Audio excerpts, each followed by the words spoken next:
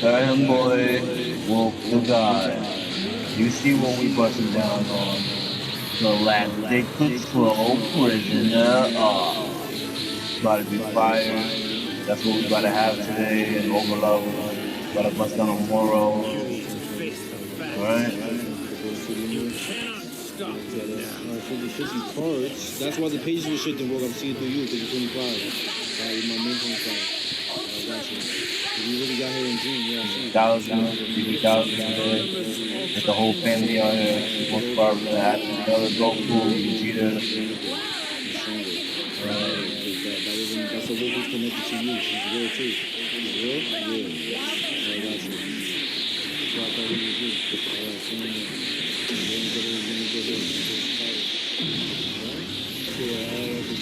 Look, Vegeta changing his outfit that he's not an Ultra Instinct this time before.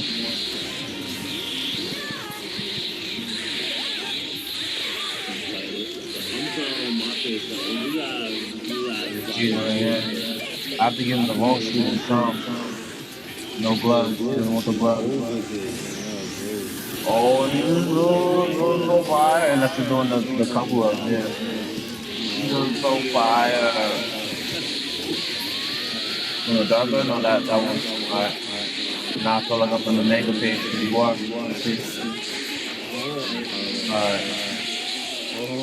Oh, that drew my power level down slightly. You cute, no? Base form. Oh, you took me. That's fine, go for me. We're gonna boost it up.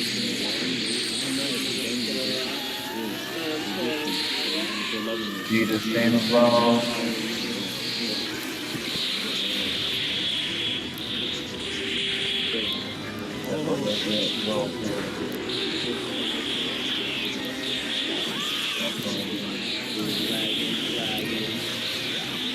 Goku's real name is God Show. We got a lot of options for you right now. Alright, so Gohan and Trunks are gonna stay in Super Saiyan Evolve 3. So they're gonna reform.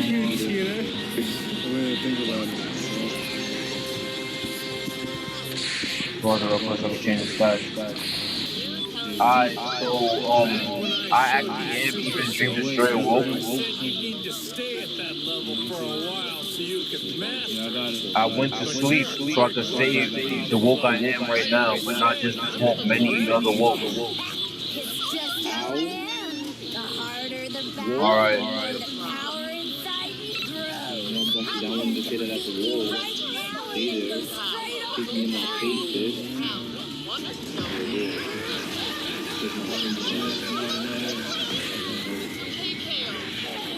They could get her, but you might have to cover the room. There's a lot more to my How did you cover the room last time? I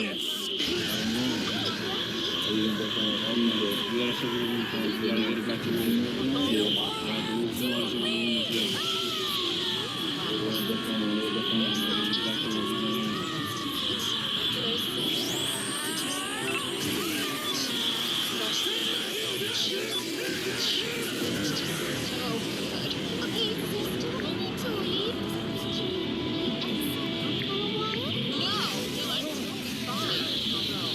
Don't rub me off, sorry, baby. Do that on what is it? I definitely rub those down. If I put it with my finger, you're gonna die. Don't say that either. Sorry. Give me that moment. I'm not making you go gentle at first. No, I was kind of going just make it to the end. Take my energy. It's like a meanie. I don't die like that, but it's like, it's so good. I know I don't. They only kill someone like that, they don't feel good either. I don't. I realize it.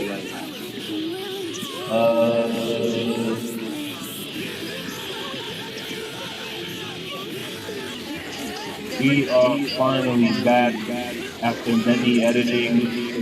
You can see Carnivore versus Heeters and Moro. So we have to remove some of our cells. Some of our cells on the left and right. It's quite laggy. Nothing like waiting for them to beat, nothing like to get beat up again. Alright, so on this side is the Moro court. The Moro right here. What's the name?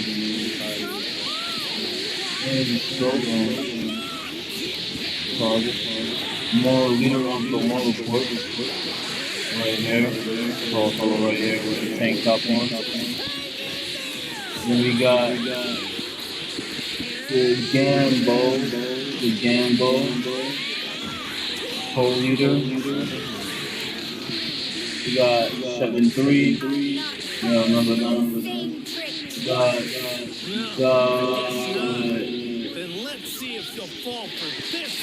We got Yogi. Their names are hard to pronounce, sorry. Moreka. These are all Dragon Ball Super characters from the manga and Yazone, Moro Court. Then these are the females on the Moro Court. I didn't bring all of them in here because there are a lot of they're very sweet. So this is what I want to speak to you all about. I only make anime exact fights.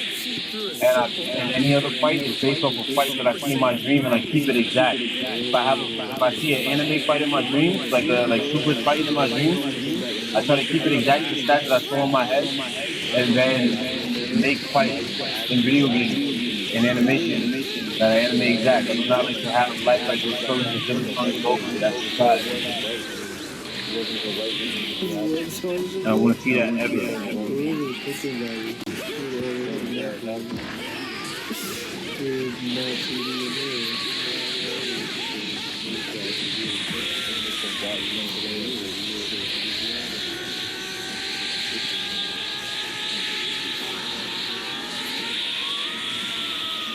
Alright, so this is Misa, leader of the girls and the member of the Moro Court.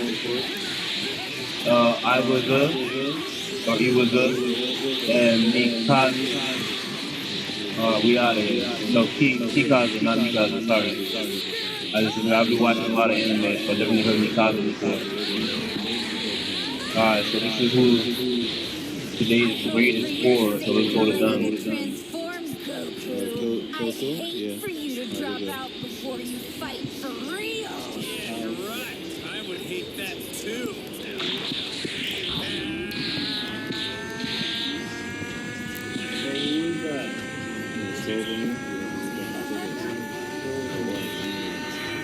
Alright, so here, I think you know who this is. This is Granola. Dragon Ball Super manga. About to get beat the hell up in here.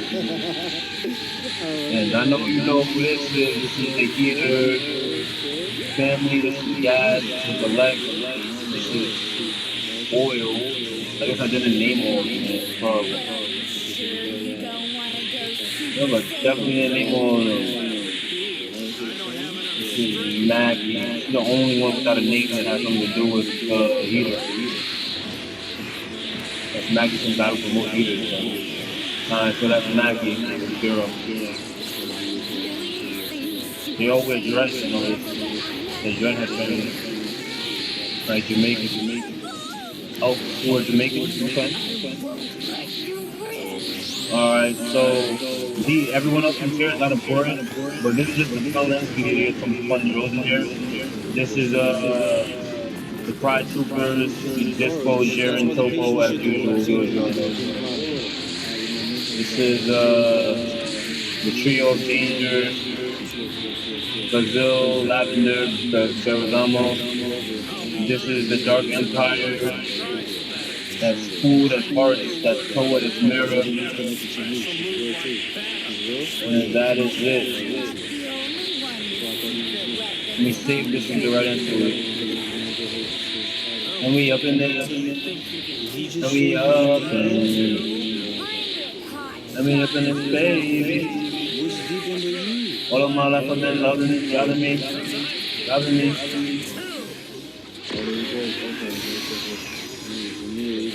We up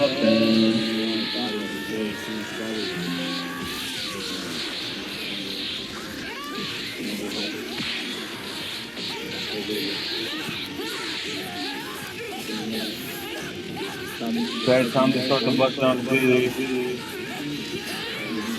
watch unrelenting gaming. Unrelenting. Prisoner arc. Oh, really? A commercial the moment I can kind of click on it? Commercial up quick, let's go.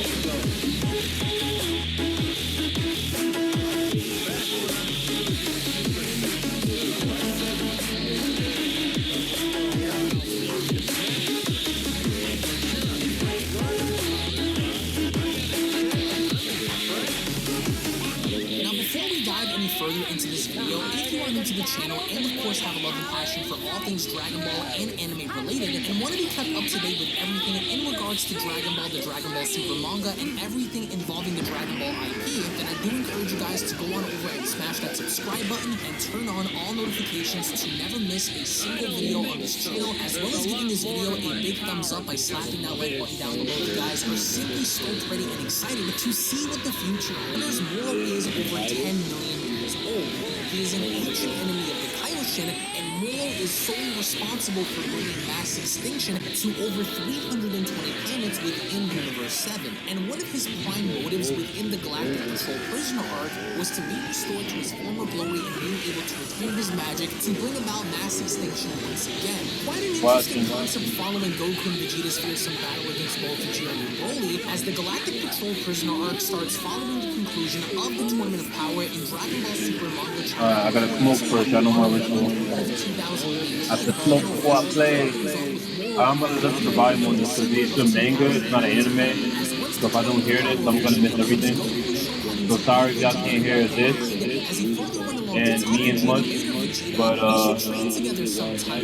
asking, fleeing now, are you? As Goku does exactly that with Vegeta having to then tell Bulma, I know Bulma, allow me to change Bra's diapers. I'll even feed her milk. As the narration went along to inform us, everything was back to normal on Earth and in the 12 universes for a time. To which later Toyotaro's adaptation of the Dragon Ball Super Broly movie was shown in manga format, as the narration then went along to continue, except for the fact that Frieza had been revived. The next spot of trouble caused by Frieza is a tale for another time. Suffice it to say, our two Saiyans emerged from those events stronger than ever. And although some time has passed since Goku had initially left Earth, as soon as Goku comes back, that's where the story kicks off. Because the second Vegeta puts into question as to where Goku had gone, Goku kind of alludes to Vegeta that he knows exactly where he had been, but right off the gate, Goku winds up asking Vegeta if they're actually going to go on through and begin their training, with Vegeta having to then tell Goku that of course he's down to train, but he doesn't want to do it anywhere around the neighborhood. So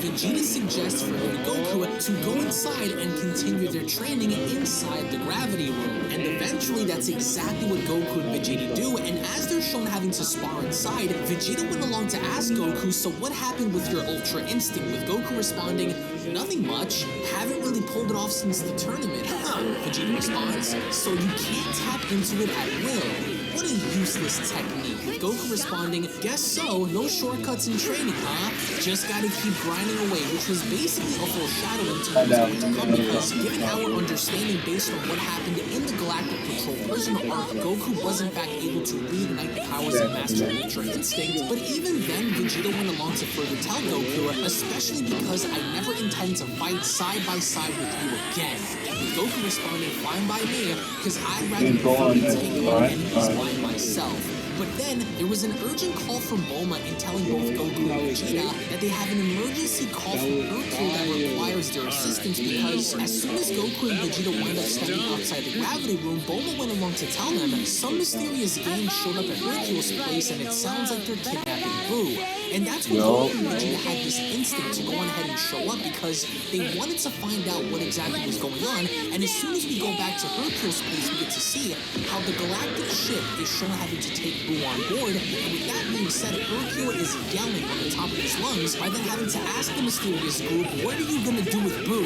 I swear if you take him from me. But the group really isn't paying attention as they continue to load Boo on board, and that's where Hercule decided to slowly pull out his gun from his shirt and having to then comment, "No choice. This counts as self-defense."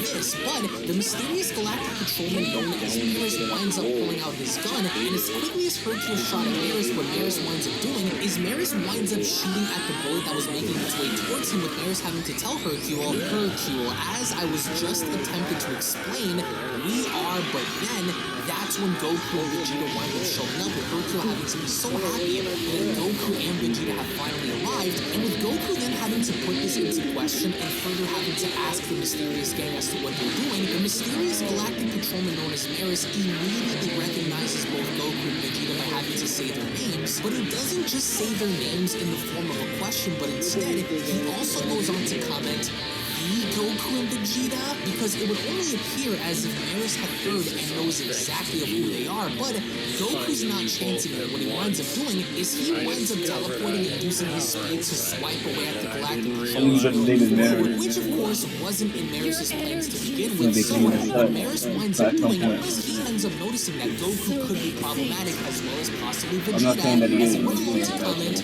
"It seems you leave me with no choice." And as quickly as Goku is making his move, that's when Maris winds up speed blitzing right behind Goku, to the point where Goku couldn't even see how fast Maris had moved, and that's when Maris quickly drew his gun and shot Goku from behind, completely knocking him out post-TOP and post-Dragon Ball Super Broly, mind you, with one single Ray Blast. And as soon as Goku goes down, Vegeta and Hercule are absolutely baffled, because normally enough, it doesn't just take one gun to bring Goku down so easily, so something was up with Maris that sparked the interest of not only Hercule, but Vegeta as well to take this into account. But before Vegeta could make any move of his own, what Maris winds up doing is he winds up speed blitzing behind Vegeta, pointing his gun directly at him by then telling him, "I'm sorry, but you're taking a short nap too." And that's when Maris winds up also knocking out Vegeta and effortlessly having to take down two of Universe 7's most powerful warriors with just one single blast. And with Hercule having to panic, that's when Maris went along to tell Hercule, "They will aid our cause. I'll explain everything to them back at HQ." Prices and lack of inventory and incentives when shopping for a car, truck, or SUV. Save up to $10,000 off MSRP at Nissan of Yorktown Heights. Test drive any new Nissan and save yourself from making a $10,000 mistake. There's a reason we're the #1 Nissan dealer in Westchester. NissanofYorktownHeights.com with leases starting at $159 a month. Nissan of Yorktown Heights. $10,000 off MSRP now.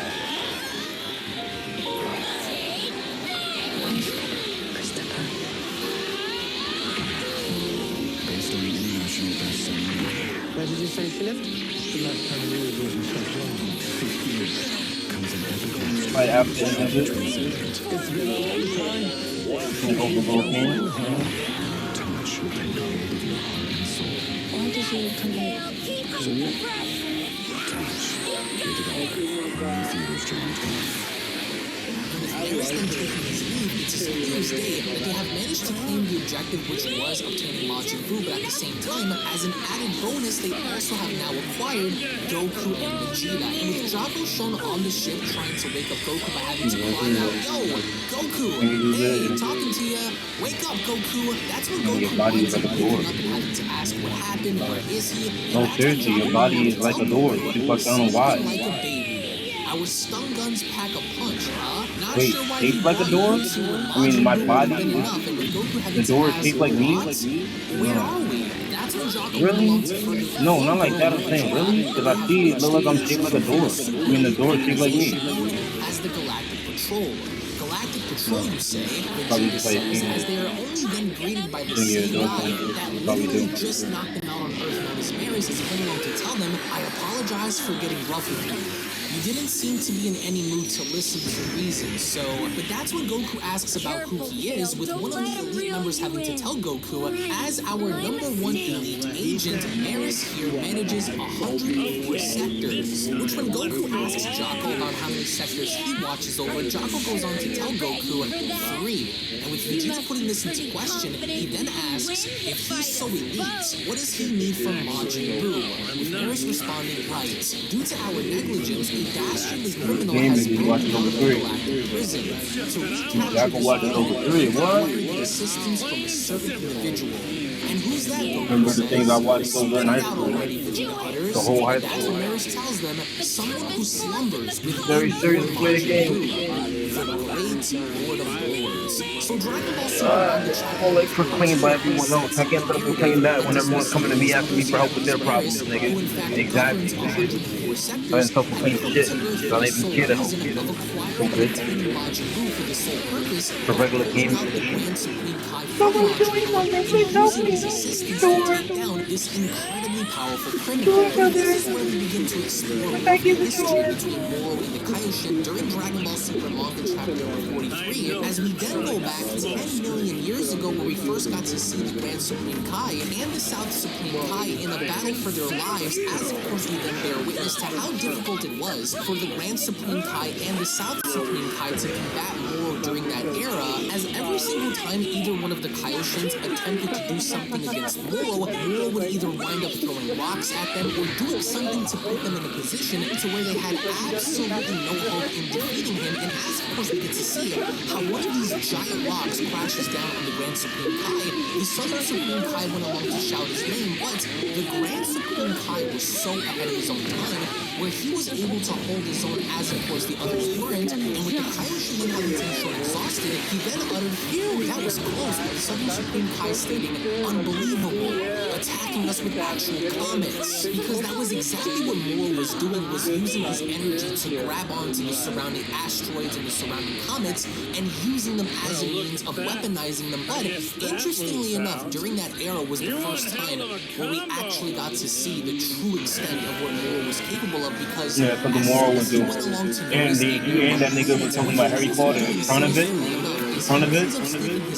Don't worry, I don't gotta be. Yeah, I just voted. I don't gotta attend. I just go. All of the surrounding life energy You know what to do? I was young, don't I? Move right up in that bitch. You can see as Moro begins to collect this energy from the planets, everything is beginning to die off. The animals, the plants, and what was once considered to be a habitable and life-filled planet is then left lifeless by the end, because after Moro had proceeded to collect and garner all of the energy from the planets, what he ends up doing is condensing all of this in the form of a massive energy ball next to him. As the Southern Supreme Kai uttered, he destroyed another planet.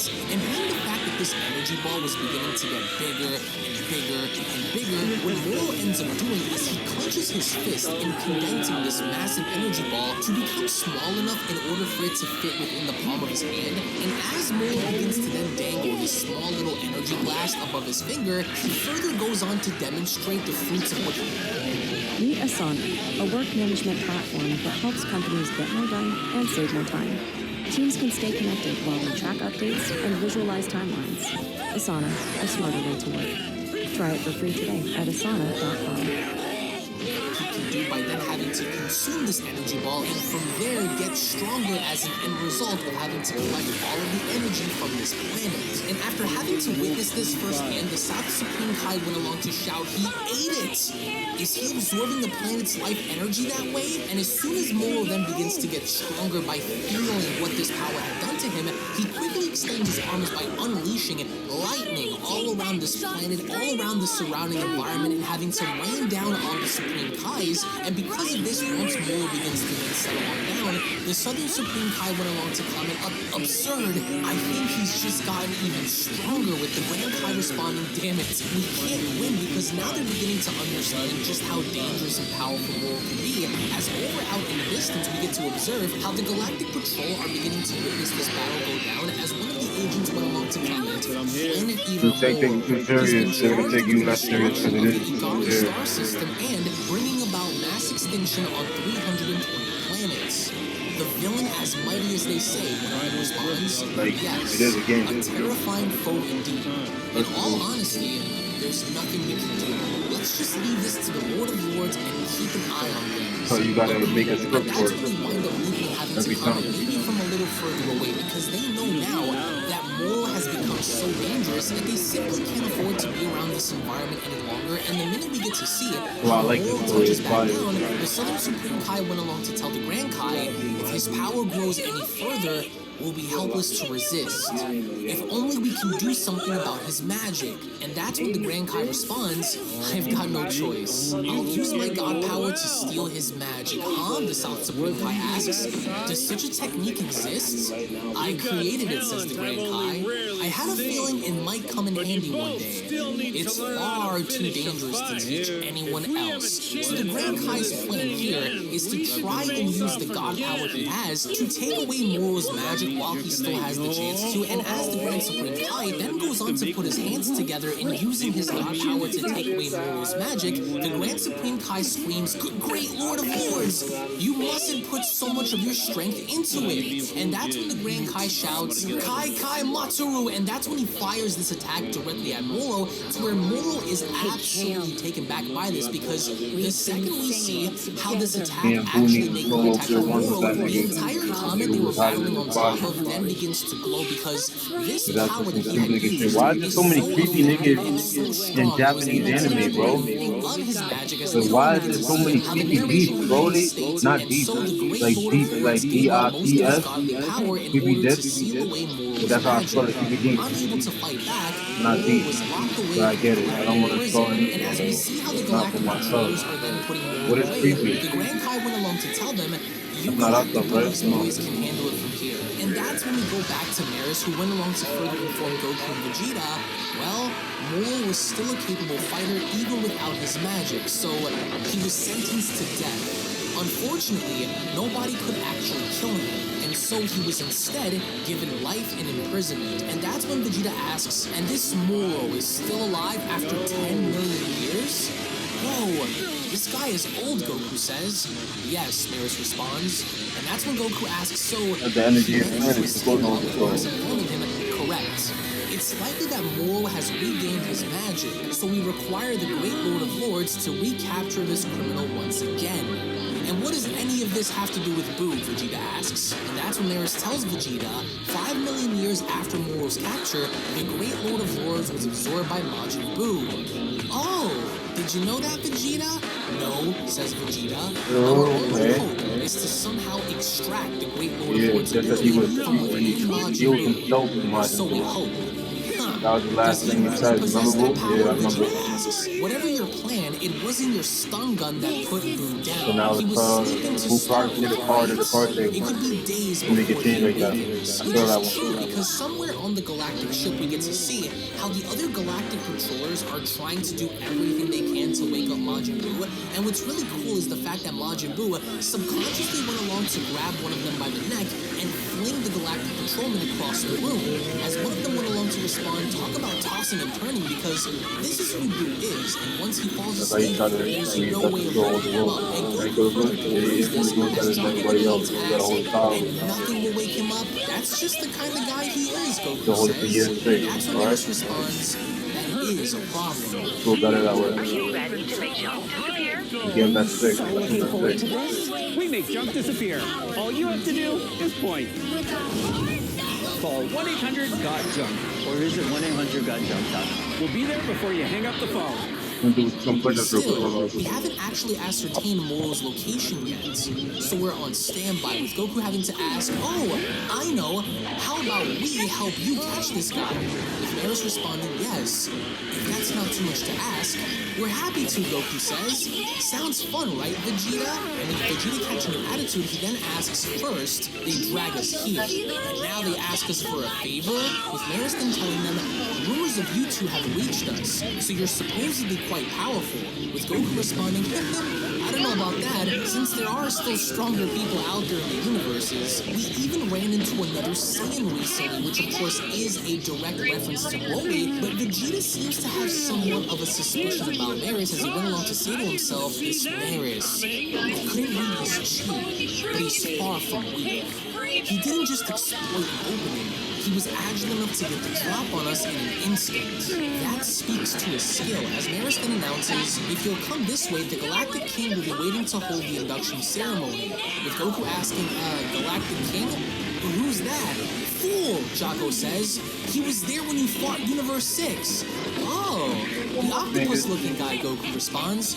I'm no octopus, says the Galactic King. Hey, I haven't seen you in a while. With Jocko annoyed at Goku by asking, what are you, old friends? Know your place, as the Galactic King responds, as I've mentioned before. That's not botanical, of course, as a gag. It dates back to when the Galactic King first told Goku about the way he should greet him, and that's when he went along to comic ahem. This induction concerns Son Goku, also known as Kakarot, and Vegeta the Fourth. You two are hereby appointed as special members of the Galactic Patrol. Your tenure lasts until the escaped prisoner Moro is recaptured. You will be immediately dismissed if you are found abusing your authority.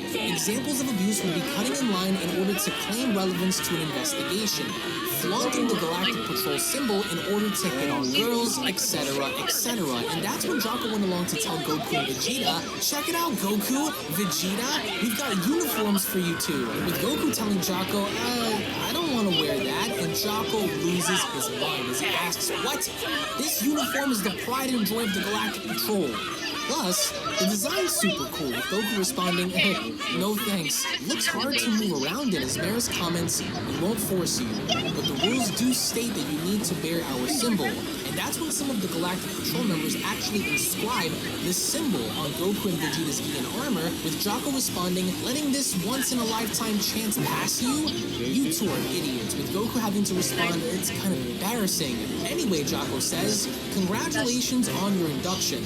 As your Galactic Patrol superior, I'll be showing you the ropes. First, our victory pose goes like this, with Goku asking, can we skip the poses? But then, all of a sudden, there is an emergency on the ship, with Goku asking, what's with all the commotion? What's going on, Maris asks. Agent Maris, it seems the Marquini siblings have stolen something again. Again, they never seem to learn.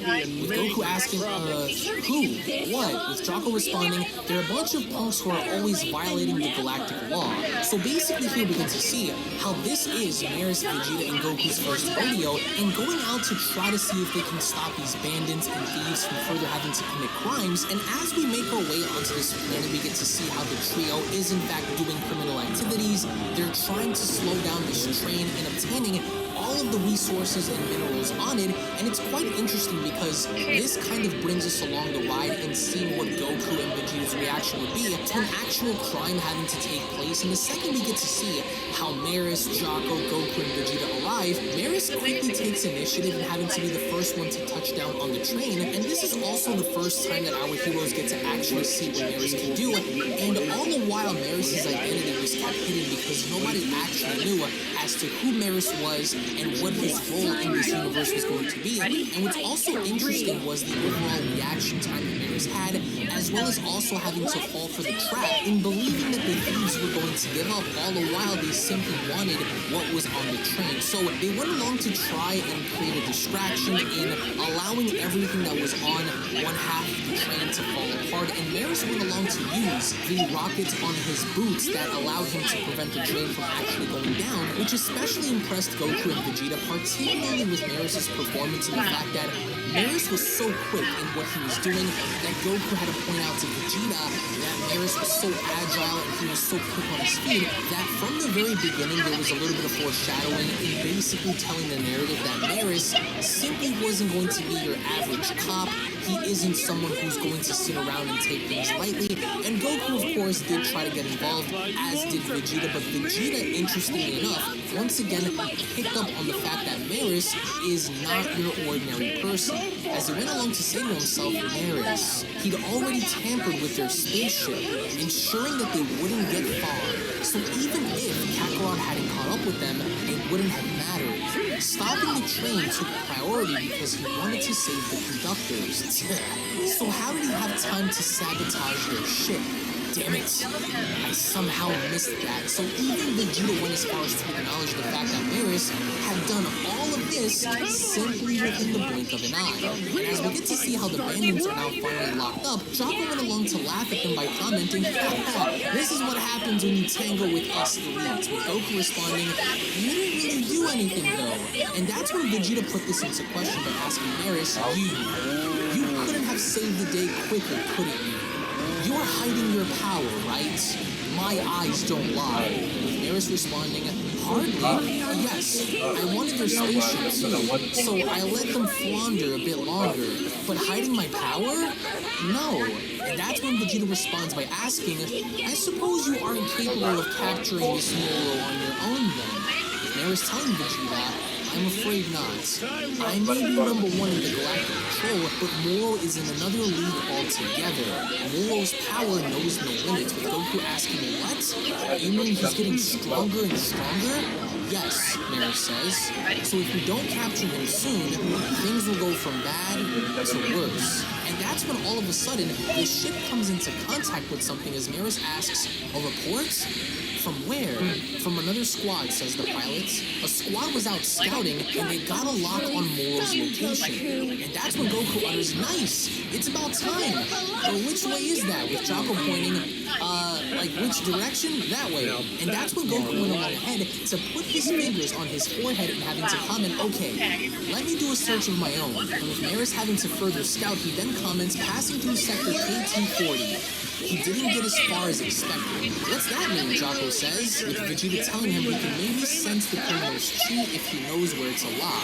And interestingly enough, that's when Goku tries to get a lock on Moro, and as Goku finally starts to get a feel of Moro, all of a sudden, there is a silhouette of Moro shown, and with Goku getting closer and closer to figuring out Moro's chi and where he might be, all of a sudden, Moro smiles, and Goku is absolutely shocked because this only means that Moro knows that Goku had locked onto him. So that's how cognitively aware Moro is in the fact that there doesn't have to be anything intentionally aimed directly towards him in order for Moro to figure things out, because Goku and the remaining Galactic Control members are so far away that Moro is even able to understand and process the fact that someone out there in the universe is trying to lock onto his key signature. So Dragon Ball Super Manga Chapter number 43 establishes two things. Number one, the introduction and the origin of Moro and where his history stems from in the idea that 10 million years ago he was the ancient enemy of the Kais, and number two, there seems to be something about Maris that only at the time Vegeta was able to pick up on, in the fact that Maris was moving at a very unbelievable rate, and he was doing things that seemingly enough were above that of the average person.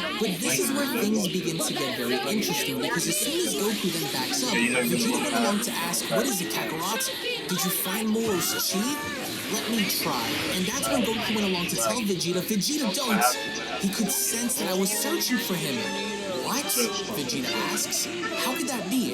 With Goku telling him, I don't know. It's like nothing I've felt before.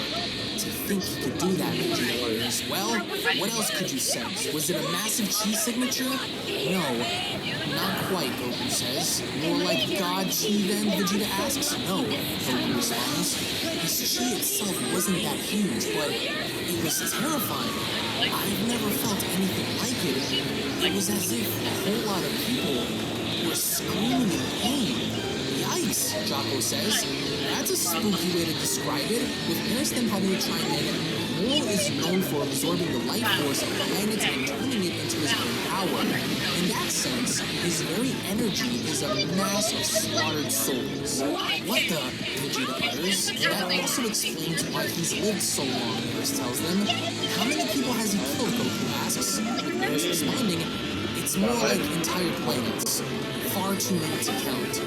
He sounds like bad news. As the ship is shown taking off in space, we then venture off into a Moro ship of his own, and for the first time in Dragon Ball Super Manga Chapter number 44, we get to witness Moro right now in his current state as of course he sits behind his pilot, with his pilot having to ask him, what is it? Someone is seeking me, Moro says. Really?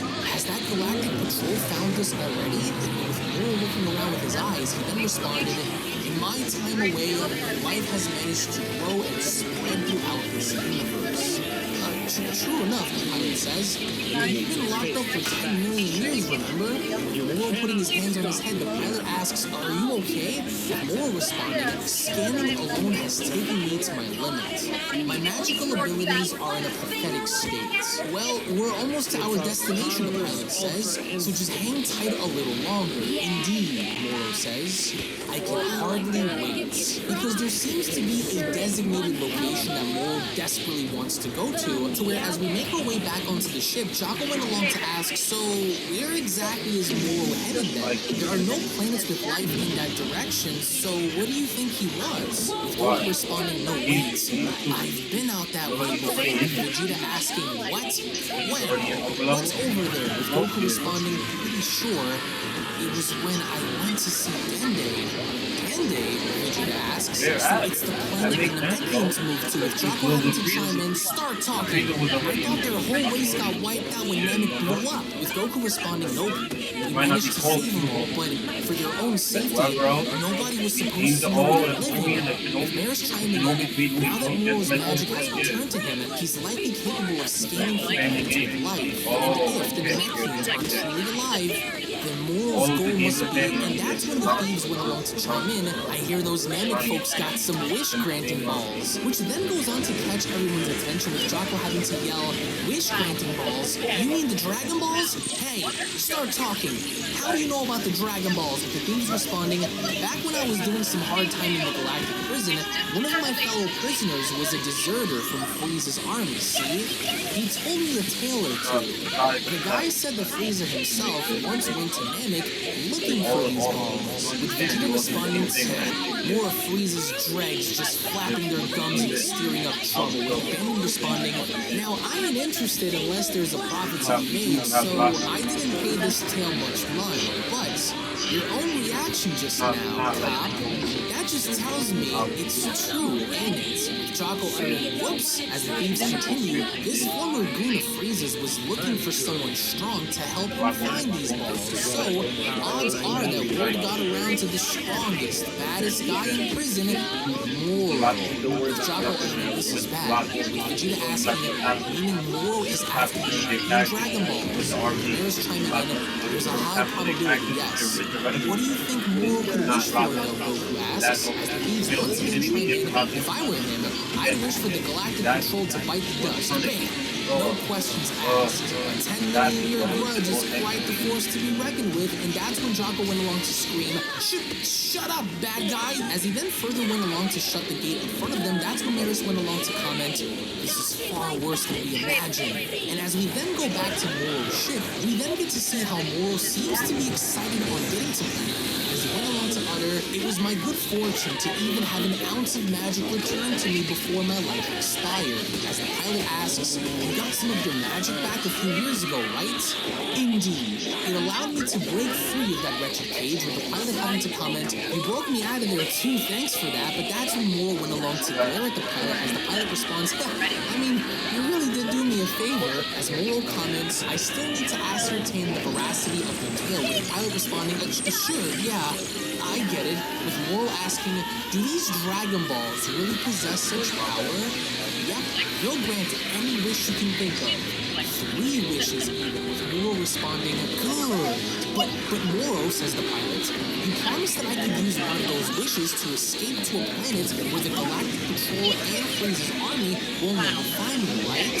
As Moro responds, yes, of course. One wish alone is plenty for my desires, and once mine is fulfilled, I'll no longer require your services. The pilot responded, sounds great, thanks, because Moro never intended to keep this guy around from the beginning, but is only using him to actually get to Planet Namek and using the Dragon Balls to begin with. And speaking of Planet Namek, we then get to see how on New Planet Namek, the Namekian elders and the Namekian people are minding their own business, and they're safeguarding the Dragon Balls for their own cause because they don't want anyone else to find out about them or even use these to begin with, until the Namekians then begin to spot a ship having to hover above the air, and that ship is none other than the Galactic Patrol ship. And as we then get to see how everyone's preparing, Goku went along to ask, what do we do? He's gonna touch down on New Namek any minute now. With Vegeta responding, we can't simply wait around for Boo to wake up. Whatever we do, he already knows to expect me. Might as well go right now. With Vegeta responding, yes. I'd like to get a look at this villain with my own eyes. And with Maris having to ask, go? How exactly? Even in this spaceship, we couldn't really hope to arrive before Moro. But that's when Goku went along to grab onto Vegeta by telling Maris, I've got my instant teleportation. And that's when Goku winds up using instant transmission to head on over to Planet Namek, with Terras having to utter, "They mustn't! Confronting Moro now is far too dangerous." With Draco telling Terras, they're gone. And once they end up arriving, the Namekians go on to ask, who is this? With Goku having to respond, "Hiya! Remember me? Oh, Son Goku," the Nameks remember. "It's wonderful to see you in good health." "Yep, I'm doing good, thanks." As Vegeta utters, "Look, Kakarot, he's already here." And that's when Goku went along to acknowledge Vegeta, with Moro looking down and commenting, "The one seen earlier has come to this planet." I don't know how he crossed such a distance, but it would seem he's here to apprehend me. With his pilot responding, "Damn Galactic Patrol, they obviously don't value their lives if they're itching to tangle with Moro." And that's when Moro leans on in and trying to get a better look at what's going on, as he then proceeded to smirk and then uttered, "This one has spectacular energy." And with Goku having to further explain the situation to the Namekians, the Elder went along to comment, "What? A prisoner escapee? And this fearsome fellow is headed our way?" "That's right. So you guys need to grab the Dragon Balls and run away." "Very well," says the Elder. "We're in your deck again." And with the Namekians having to flee, this basically sets up the idea that Goku and Vegeta warned the Namekians to grab the Dragon Balls and get as far away from the area as possible. And with Vegeta now beginning to sense exactly what Moro is telling Goku, "You're right. His chi is ominous, but not particularly battle-worthy. Is this truly the monster Maris warned us of?" With Goku having to respond, "Hard to say. I've got a bad feeling about this." And eerily enough, as the ship touches down, we finally get to see, for the first time in Dragon Ball Super Manga chapter number 44, page 21, how Moro finally steps off the ship, because from there, Moro is now holding a little Namekian. This one is merely food, as the other Namekians are panicking because Asuka, the little boy being held by Moro, is now captured by him. Moro is looking now instead to eat the boy as a means of concealing for his first meal having to come out of prison. And with Moro holding this child directly in front of him, that's when Goku went along to utter, "Stop! Cut that out!" But instead of talking, what Vegeta winds up doing is he is the first person to take action and immediately having to charge on in and pull Moro's hand away to free the boy from his grasp. But of course, this doesn't sit well with Moro, as Goku was absolutely shocked that Vegeta was able to do this, because Vegeta, unlike Goku, who was very hesitant to do something, actually took action. As Vegeta went along to get him back, Moro went along to ask him, "You would dare interrupt my long-awaited meal?" With Vegeta responding, "I have a troubled history with these Namekians. I did them untold harm, so no, I can't allow even one more of them to go. And they are most certainly not your favorite. Kakarot, let me take this before responding, sure, but we still don't know much about his powers, so..." When you find a deal on your favorites in the McDonald's app and order it, just add Terra as online shopping. Save money with the app. And participating McDonald's prices may vary. Be careful. With Vegeta then jumping to Super Saiyan, uttering, Y'all want to take the break for the other group too? That'd be real. Alright, stay up. asking, "You believe you can apprehend me?" Your ignorance runs deep. But Vegeta is not looking to waste time, because as soon as Vegeta charges on in, the first battle involving Moro and our heroes is in fact with Super Saiyan Vegeta on New Planet Namek, and Vegeta is trying to do everything in his ability to get a solid hit in on Moro, but it appears that his Super Saiyan abilities are simply not enough to get the job done, because Moro, although he is 10 million years old and in a very decrepit state, he's still very agile enough to move out of Vegeta's way and having to counter essentially everything he's doing, which of course from there Vegeta goes on to follow Moro, and everywhere Moro goes, Vegeta tries his best to attack him, and even then with Moro having to be shown kind of besting Vegeta in the area of speed and agility, that's when for the first time we get to see a little bit of a snippet of what Moro's magical abilities are capable of, because Moro ends up using somewhat of a gravitational-like attack and as Moro then lifts up Vegeta, he slams him back down, he picks him back up, he slams him back down, so of course he's using and manipulating his energy in kind of using this sort of like a telekinesis-like attack to where he's able to levitate Vegeta and slam him up and down, and that's when he winds up throwing Vegeta out into the distance. That causes Vegeta to go crashing into a nearby cliff, and with Goku having to acknowledge this, he asks, "Special powers, huh?" But then, through the cliffside, all of a sudden, a massive aura then erupts, which causes Moro to further use his cape as a shield in protecting himself to see what the heck is going on, and through the smoke and through the dust, we get to see how Vegeta finally taps back into Super Saiyan God, and having to ask Moro, "Shall we continue?"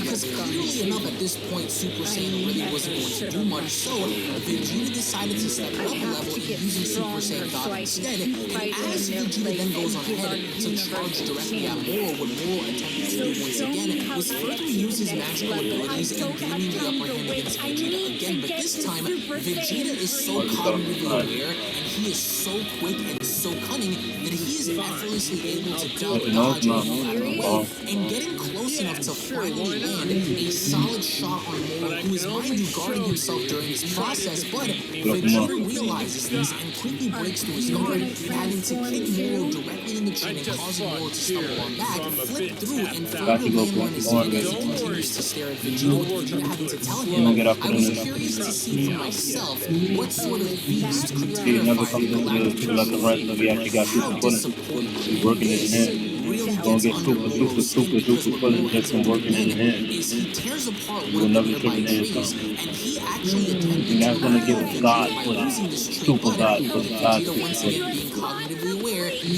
blasts the tree sort of as if nothing ever happened to begin with. So Moro starts throwing more rocks, he starts throwing more trees, and Vegeta, with one single swipe, destroys everything that Moro had thrown at him, with Vegeta then telling Moro, "We've come up against plenty of bizarre powers in our fights, so this is nothing new." As meanwhile, back on the Galactic Patrol ship, Jocko asks, what should we do?" With the pilot asking, "Should we go to New Namek too?" With Maris having to tell them, "No, let's go back to HQ. Watching these aliens is indispensable." With Jocko responding, "But Agent Harris, there's a decent chance that they've already taken down Moro.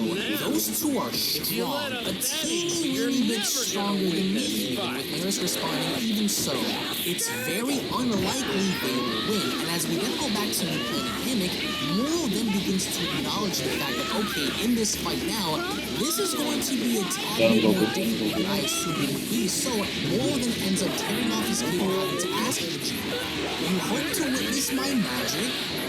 "As you wish." Because this is what Dragon Ball Super Manga Chapter number 44 was all about, and having to introduce us all to the overall concept of what Moro was going to be in the manga, and having Vegeta be the first person to take action against such a person like Moro, and the idea that even though Vegeta doesn't know anything about Moro, he's not going to sit around and chance this opportunity to allow someone like Moro to destroy the same planet of inhabitants that Vegeta once did a very long time ago. But now enter Dragon Ball Super Manga Chapter 45, and this is where Moro's magic really does come into play, with Vegeta having to ask, "What's that? You've been holding back?"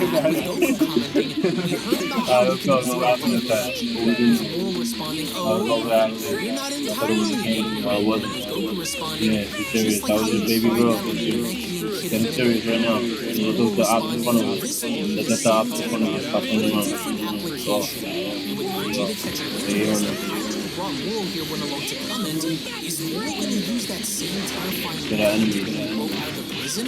Maybe I should put some distance between me and this fight, because the only person here on the current battlefield that seems to have somewhat of an understanding of what Moro's magic is the pilot that originally brought him here." As we then go back to the Galactic Patrol ship, Jocko went along to then ask Maris, "So this energy absorber move is the one to watch out for?" With Maris responding, "Yes, and it involves more than just absorbing a planet's life energy. The existing records indicate that he can wield the massive energy he steals from planets for direct attacks." And that's exactly what Moro winds up doing, because for the first time we get to see how Moro is then beginning to manipulate the magic of the core of the planet. He's using the inner energy of the planet as a means of manipulation, and he creates these little walls of energy around him. As Vegeta went along to ask, "What's this technique?" And not knowing what Moro was about to do, what Moro winds up doing is lifting his fingers up as, of course, Hold this on, massive energy comes hold on. dashing up from the floor up above Vegeta and causing him to stumble back, and Vegeta really doesn't have a clue on what the heck is going on as Moro went along to then tell him, with this move, I attack with the life energy of every planet I stand on. The magnitude comes not from Not my scary when none of y'all pull up but in from the front. planet itself. And I must Run down, say, this careful. planet Namek possesses exceptional energy. And then he goes on to further use this energy against Vegeta once again because every single time Vegeta is trying to duck, dodge, all the evade, time. or even escape these All the massive time. blasts coming down from the ground, Moro is further using this All the opportunity time. to take advantage All of the Vegeta by time. They all having to know how use to this talk. because as soon as Vegeta winds up dashing up in the air, he comments, "Damn it, I guess I have to escape up in the air with Goku They crying ran out, down. Vegeta, be careful," because that's when Moro once again demonstrates the fruits of his magic by having to deliver all of the energy from the planet up above and having to catch Vegeta from behind. So Moro doesn't only use this as a means of having to exploit the energy by having it rise up from the ground. No, he can also bend this power to his will and allowing it to do whatever he wanted to, and even with the elders having to observe how planet Namek is beginning to burn, Vegeta is shown having to be thrown against the rocks. He's really having a difficult time in having to combat Moro's magic here, but then as soon as Vegeta charges right through the rocks, he winds up attempting to attack Moro, but Moro once again winds up shielding himself by using the planet's energy to his advantage and having to protect himself from Vegeta's attack, which momentarily stops Vegeta from attacking Moro any further, and with Moro having to be shown talking to Vegeta from the other side, he then comments, "It's no use. You cannot lay a single finger on me." And with that same shield that Moro just used to protect himself with, what he winds up doing is condensing this power as it ends up now using it as a weapon, and now he's on the attack and trying to get the better of Vegeta, but with Vegeta having to move out of the way, that's where Goku went along to ask Vegeta, "Let me take a shot," with Vegeta responding, "Shut up, Kakarot. Just watch. Hey, Moro, surely you'll reach your limit soon if you keep using your move. All I need to do to win is keep dodging. Got it?" With Moro responding, "This technique effectively has no limit, as I may use it until the planet itself is extinguished." Vegeta says, "Damn it, if I can't approach, I have no hope of capturing you. And without any power-ups, I'm at a loss." Admitting defeat, Moro asks, "How gracious of you," with Vegeta responding, "Tell me one thing at least. What are you really after? Why come to Namek?" Oh, that's not very asking, "What use do dead men have for such a purpose?" Vegeta responding, "Depending on your true goal, maybe you'd be better off not killing us." Moro responding, "Begging for your life now, are you? How far the galactic has fallen? You do seem more knowledgeable about this planet than myself. And if you are agreeing to cooperate, I've come in search for something called the Dragon Balls."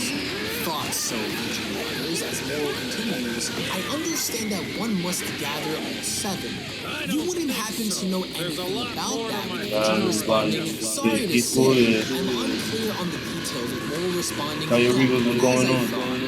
You two are inconsequential because you're not joining these Moro once again uses the planet's energy to go on to attack Vegeta with, but Vegeta this time actually managed to stop the blast in place and having to create this outer barrier that basically molded the rocks together after, of course, such intensity from the heat. But what made Moro that much more cunning than any other enemy introduced prior was the element of Moro's magic as he winded up teleporting behind Vegeta and using his magical abilities to throw the energy directly at him, and with Vegeta beginning to get pushed back, he went along to utter, "Just tell me, what would you wish for?" He was also in the tour, I see that. "Isn't that already enough?" "Hardly," forever, says Moro. "At the height of He was in my it power, forever, you would have been an insect before me. But getting And this entire planet, a quick meal. not But trash, such a feat is getting currently built beyond forever, me, man. as my containment has left me in a decrepit state." You see it? Yeah, I'm seeing the Wolf Vision. "So About to you spot the hero. wish to regain your full strength." "Precisely," And it's still in the grass says forever. Moro. And "Such it's is still in the my pink goal." grass But then forever. Vegeta went along And it's to still laugh in the and pink ask mud him, forever. "You're just rotten scum." And it's still in the Like trees. Scum I'm And worth there's killing like a for few sure. fights that I see that don't last As long. early on But he during wins though, Vegeta's first initial because he has encounter a lot against of Moro, health. he goes on to make the confirmation that yes, Moro is in fact worth killing. But then And sometimes dudes be Vegeta trying to then lie and goes give on him low ahead health, to use his Super but he Saiyan still God be powers winning, holding off the technically. blast, as of course he then proceeded Because to the left and right transform fight, because directly that's what I'm into seeing, Super because Saiyan the Blue. fight just goes to the left Some and would right, and he argue gets power, even because as he's in the Super over Saiyan levels like evolution, this. and through this He's in the increased one power state, without Vegeta finds keyblast. Goku is blowing away Yeah, you Moro's can see it, energy right? attack, Yeah. and then having to have Moro He be just the one standing that's still on the forever. defensive and having to move out of the way, and That's probably Vegeta's why he has so many strength is an training powers, estimate of because how it's far the only he's one he come, could work on because forever. he went along to Yo, you think it's completely just do Moro, away or I think he is just Moro? Oh, I just realized that. Okay.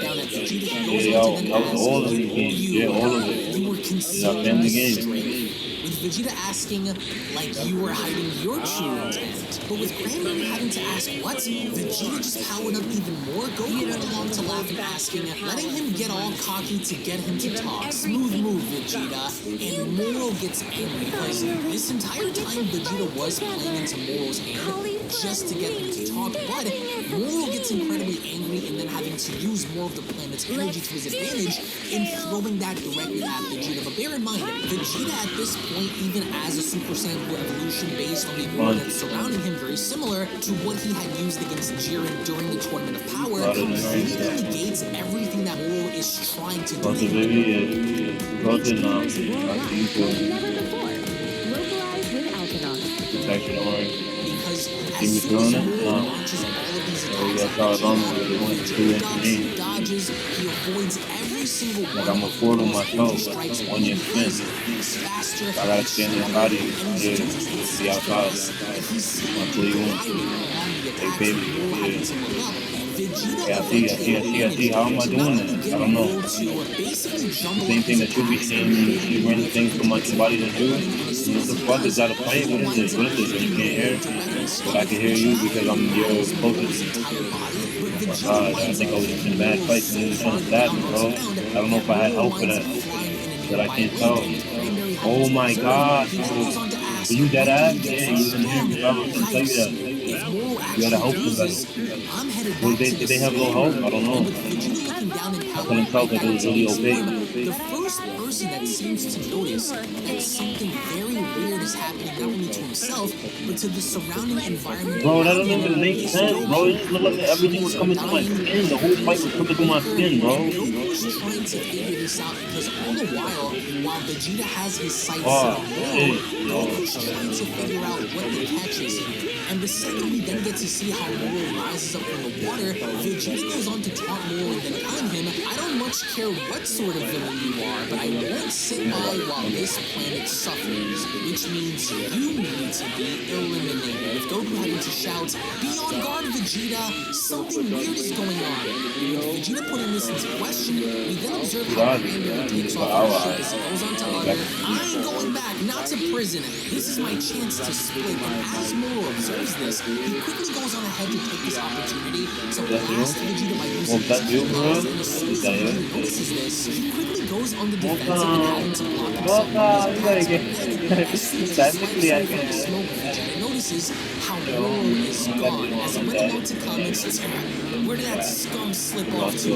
With Goku pointing out and commenting, there, Vegeta, what are you up to now, says Vegeta. As they then notice how Moro is standing on top of the hill holding a massive energy ball in his hand, Vegeta went along to then continue, make that as big as you'd like.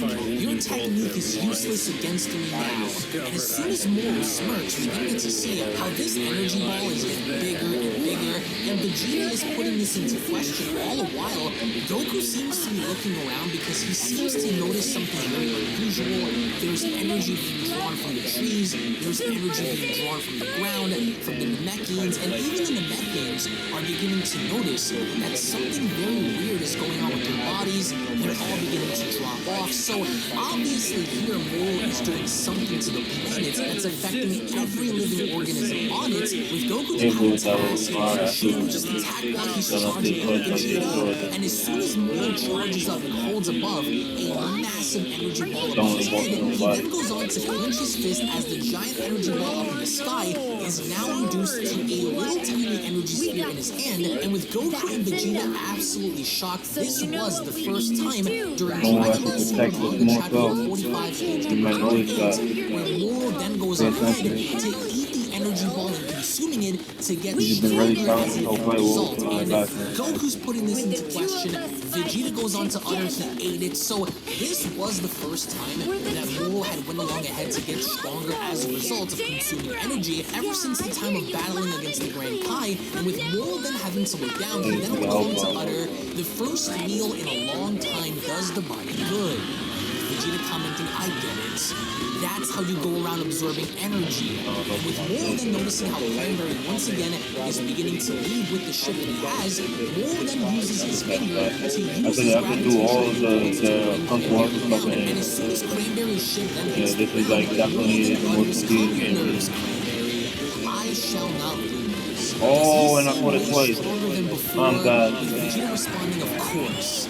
This is why I just thought square. I was like, we probably going to attack me. Why don't we just hurry up and settle this? Asking,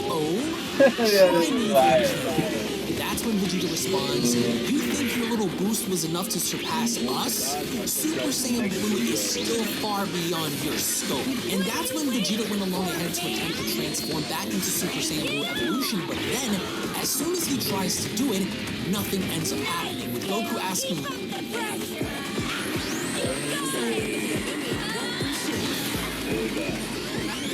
well, go on. Probably can't beat him unless you go blue, right? But Vegeta is eerily enough calm as he responds, indeed, this is no time for games. As once again he tries to go Super Saiyan Blue, nothing ends up happening. As meanwhile back on the Galactic Patrol ship, Jocko went along to tell Maris, I see. So the planetary energy that Moro absorbs includes the life force from the plants and animals on the given planet? So he doesn't even have to attack Goku and Vegeta to weaken them? Have I got that right? With Maris responding, yes, this foe is capable of stealing away his opponent's energy while fighting. I don't know much about how those two go about their battles, but they challenge Moro without knowing all of the facts. And as we then go back to Vegeta and Goku, Vegeta is absolutely floored as he went along to utter, I can't turn Super Saiyan. Right, thought so, Goku says. He's been absorbing our energy too! And that's when Moro quickly found his opening and charging right back down and grabbing Vegeta by the face, and as soon as he winds up pushing him back and then having to throw Vegeta up against the pile of blocks, Goku went along ahead to shout Vegeta's name, as of course neither Goku or Vegeta at this point could even go Super Saiyan to begin with, and with Moro then having to observe, he then laughs and commenting, you were already aware that my magic robs a planet of its life energy, weren't you? Naturally, that included a healthy portion of your energy as well. To borrow a phrase from you, I was hiding my true intent. So Dragon Ball Super Manga Chapter number 45 establishes the narrative of Moro's magic. Now, from here we've gained a better understanding that Moro really doesn't have to do anything direct in order to take a small portion of someone's energy to get stronger by, because the wind is inside of themselves. You gotta control yourself. You gotta throw this next one out of it. Even get front of him. Like to the left and the right. Actually, dream, baby. Okay? Yeah, you gotta get inside of it. Throw it out. Like, go forward. Throw it out. As Moro winds up sticking his hand out, he ends up blasting Vegeta back even more. That results Vegeta in getting pushed back further into the landscape, and with Goku having to cry out, stop you! This was the first time that Goku actually went along ahead to make physical contact against Moro, because he needed to see how Goku moves on him. Moro winds up cognitively being aware of what Goku's about to do, blocks off his kick, grabs Goku by the leg, and he ends up doing the exact same thing that Broly did in the Dragon Ball Super Broly movie, as he winds up slamming Goku's body against the landscape over and over and over again, back and forth, up and down, even slamming Goku on over to the side, before then having to toss him away like a complete waste of garbage. It's very clear at this point that Moro does hold the upper hand against our heroes in this current situation. Moro then uses the planet's energy to completely fry Goku, Goku winds up flying back as he ends up hitting the ground. That's when Goku went along ahead to comment, "Darn it, I'm totally drained," with Moro having to utter, "The longer we battle, the more enfeebled you grow." But then Vegeta winds up bursting up from the ground with Moro noticing this. Vegeta wastes little time in putting his hands together for the Gallic gun as he went along to cry out, "Take this!" As he then further fired the Gallic gun down below, Moro then looks up with a very confident look on his face because Moro knows that this attack is going to be nothing more than food to him, because as soon as Moro winds up opening his mouth, he then begins to suck Vegeta's Gallic gun directly into his mouth as a source of supply, and Vegeta is absolutely taken back because once again, Moro went along ahead to demonstrate what he can do by having to now consume direct energy attacks as a means of getting stronger. And the minute we then see how Moro consumes the Gallic gun, he then went along to tell them, "While I grow stronger." "Damn it," Vegeta says. As meanwhile, back on Beerus' planet, it's interesting to see how the God of Destruction is fishing alongside Whis and having to utter, "So bored." As Whis further observes in his own staff, Beerus goes on to question and asking, "What's up, Whis? Planet Namek is exhibiting a sharp decline in energy levels, so I decided to take a peek. Is the planet about to die, Beerus?" We make junk disappear. All you have to do is point. Visit 1-800-GOT-JUNK.com. For 2 times stronger defense against erosion and effective cavity protection. Prenamel Active Shield. Beerus says, "How exciting! I barely have to lift a finger here in Universe 7, since every so often some planet buster will come along and do my job for me. Because I'm super busy, clearly." With Beerus having to be shown catching fish, Whis then goes on to ask him, "Didn't you say you were bored?" "Exactly," says Beerus, "so I'm busy killing time." "Hey, Oracle Fish, is this your catch of the day?" Which ironically we get to see how the Oracle Fish, who just so happens to be a fish, is actually fishing for fish alongside with Beerus. The Oracle Fish went along to shout, "This is a fishing contest. You can't use your hands. That's a violation of the rules. So you lose." And with Beerus throwing the fish back in, he went along to then comment, "Whatever, I'm sick of fishing." With Whis then asking, "Are you content to let the aforementioned matter play out?" With Beerus responding, "Sure. That planet's got no food since the people there only drink water, so not interested." And with Whis responding very well, he then goes back to observe the battle involving Moro, Goku, and Vegeta, which mind you is a testament of how lazy Beerus has gotten, even considering the idea of what just happened following the events of the Tournament of Power. Vegeta and Goku are completely banged up, they're tired, they're injured, and with Goku then having to grab onto Vegeta's arm, he then went along to comment, "I feel bad about the Namekians, but we've got to get back to Maris and the Galactic Patrol." And as Goku then tries to use the instant transmission, all of a sudden he then realizes that he can't. As Vegeta asks, "What is it?" Goku responds, "I can't use the instant teleportation. Not enough chi." As they only then observe how a massive energy ball is headed their way, they both separate as the blast then makes contact on the ground and resulting in a massive explosion that results in both Goku and Vegeta having to be caught in the middle of this, and this is not good because this entire time Moro had been siphoning their energy, they can't transform, and they can't even escape. So you get to see the depth and magnitude of how powerful this attack was, because every residential house that the Namekians were living in gets blown away. The Namekians are trying to basically hold on to dear life as, of course, the force and the pressure of this blast causes shockwaves all throughout the battlefield. And as we get to see inside the crater how both Goku and Vegeta are struggling to stand back up, Goku went along to ask, "You still with me, Vegeta?" "God damn it," says Vegeta. With Moro having to hover, he then went along to acknowledge this by commenting, "At last, your resistance ends. This was surprising, as beings such as yourselves did not exist in my era.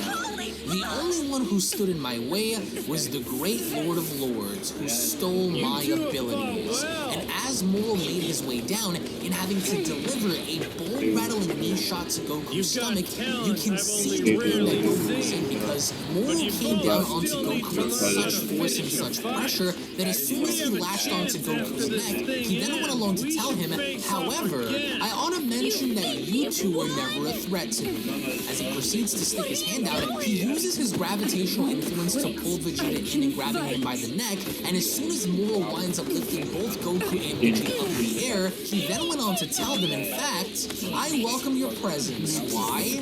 Because you will allow me to grow even more powerful. To where now at this point we get to see how Moro siphons off more energy, more chi from both Goku and Vegeta, until both of them are shown having to drop right down onto the ground, seemingly dead, on the brink of death. And if Moro were to actually capitalize in finishing them off right then and there, this would have meant the end of both Goku and Vegeta during the events of Dragon Ball Super Manga chapter number 46, page 20. So with Moro having to hold their energies up in the air above him, he then went along ahead to consume both of their energies as his body then began to transform, and as Moro is then shown visibly getting younger, he couldn't even believe it as he went along to comment, incredible, that the energy from a mere pair of beams could restore my flesh to this extent. As Cranberry makes his way there, he then compliments Moro by telling him, wow, great job, Moro. I was sure you can beat them all along. With Moro then turning his head, Cranberry then continues, oh right, I wasn't trying to run away before.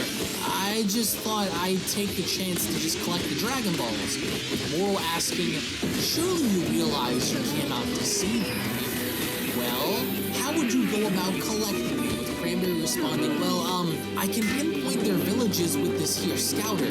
Each village is in charge of one ball. So once you've found the villages, the rest is easy. And that's when Moro went along ahead to look around and having to respond. The nearby Namekians have begun to scatter. Oh, duh, says Cranberry. I forgot that you don't need a scouter, Moro. I sense a number of locations where they gather, says Moro. Would those be the villages you speak of? Probably yes, says Cranberry. Let us begin with the closest one then. As Moro begins to walk off, Cranberry then responds, whatever you say. By the way, are those two good and dead? Was Moro If you're someone that suffers from having sensitive teeth, but you want them whiter, let's talk about Sensodyne Clinical White. It's going to lift the stains off your teeth to make them 2 shades whiter. Also, it's going to give you sensitivity and protection. And it's safe for your nails. And that is why I recommend it. This is the final weekend to get up to 35% off during Raymore and Flanagan's 4th of July sale. Or pay your way for 72-month financing with no interest. Hurry, these savings end Monday at Raymore and Flanagan's. Sitting down and having to respond, those drained of their energy will perish on their own in short order. Their lives no longer concern me, so let us proceed. Okay, says Cranberry, as they then take off. One of Moro's biggest mistakes was actually allowing the idea of Goku and Vegeta actually rest, because Goku and Vegeta were in fact about to die on their own accord, but it was due to the Namekians that were around the area that came dashing on them down below to try to help Goku and Vegeta in this situation. As back on Earth, Bulma gets word that Goku and Vegeta have left, and she's on a hurry to try and get answers because she knows that the Galactic Tree is behind this, and she's so eager to go ahead and try to make her way towards them and getting a word as to what the heck is going on with her having to join her.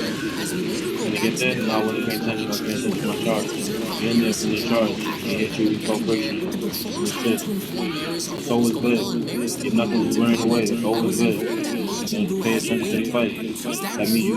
Yes. Person right here. Not person. Where is he now, says Maris? The mess hall.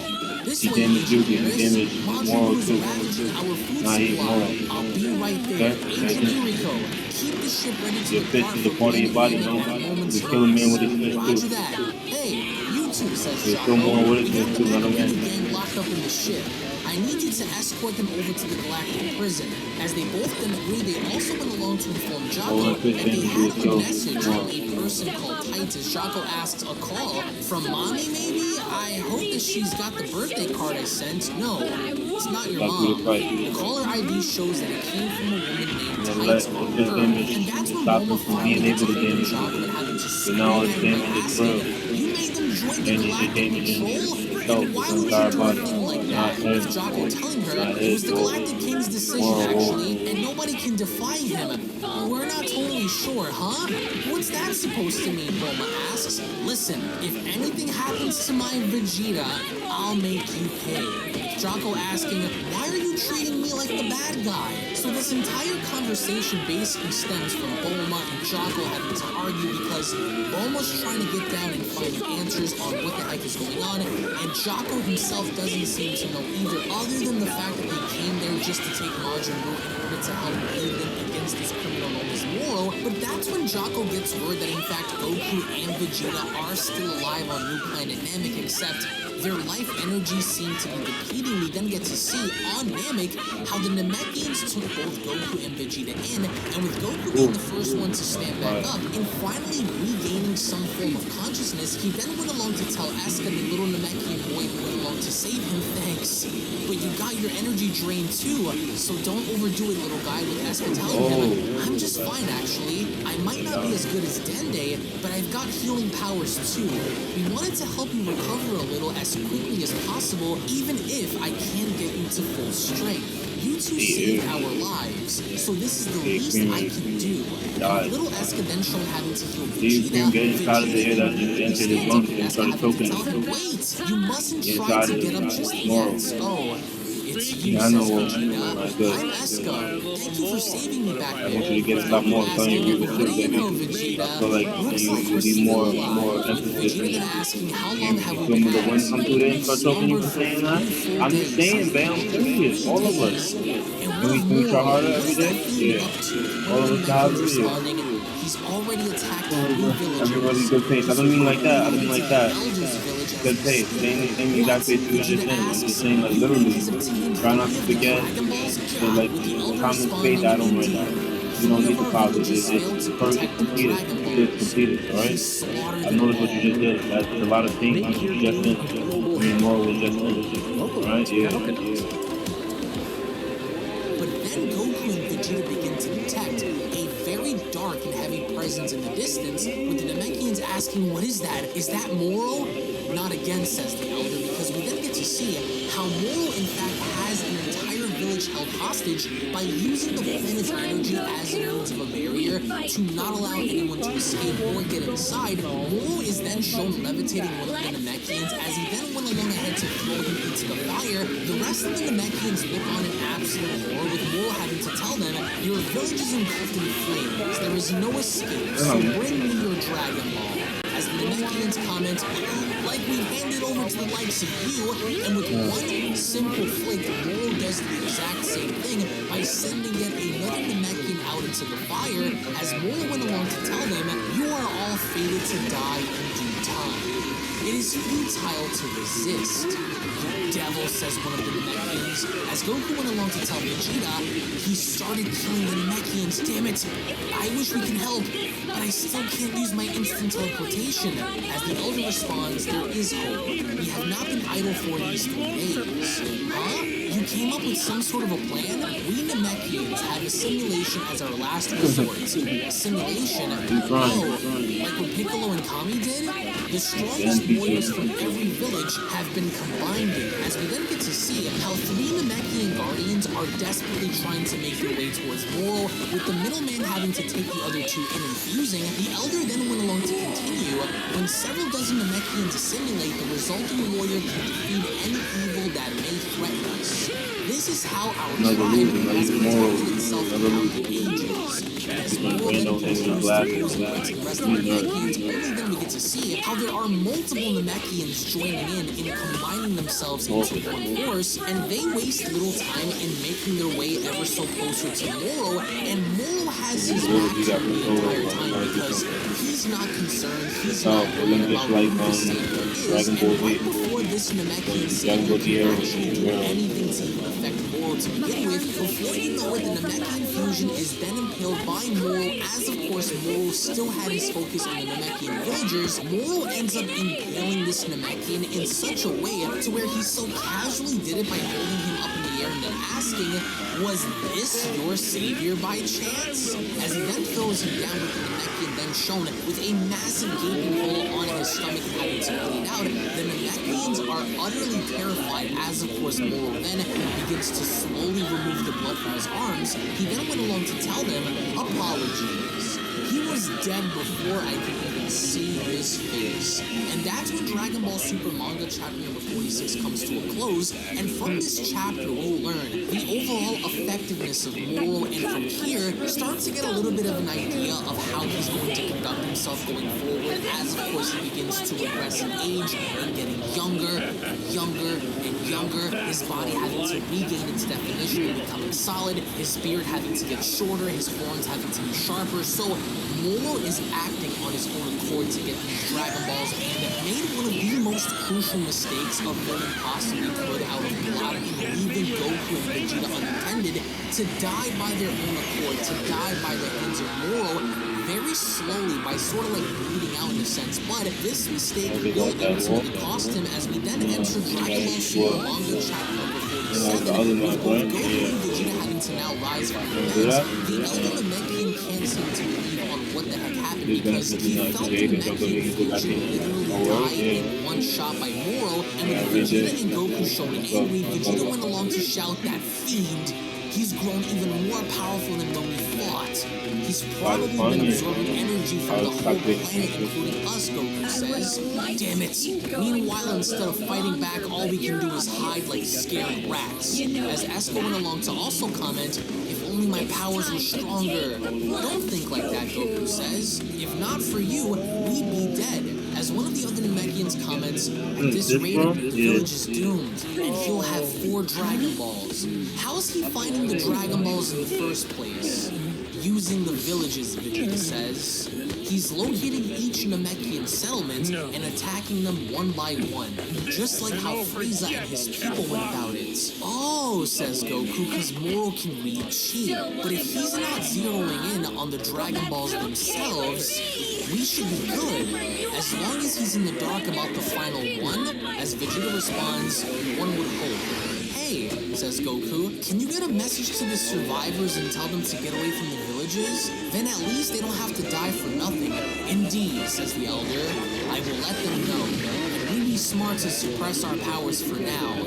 Damn it, says Vegeta, because at this point they have no other choice but to keep the profile only because Moro at this point, if he would find them, would kill them. And as we then go back to one of the villages, it doesn't feel that much music. If I really think about it, it's just how I'm feeling the idols problem. And like that's what I think it's feeling. How it distributes the energy that it's supposed to have is not right. It would have made our lives easier if they just spilled the beans, but none of them would talk. These folks are strange. But Moro begins to look around himself and try to figure out where the Dragon Ball may be, as he went along to tell Cranberry, search that structure, Cranberry. Huh? Okay, yep. I found it, Moro. How'd you know it was right here, though?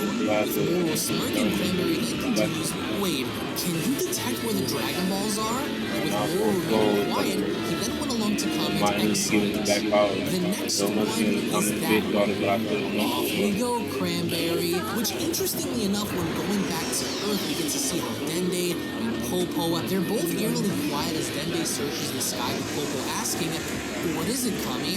As Dende responds, something terrible's happening on my home planet. You felt it too, says Piccolo. Oh, Piccolo.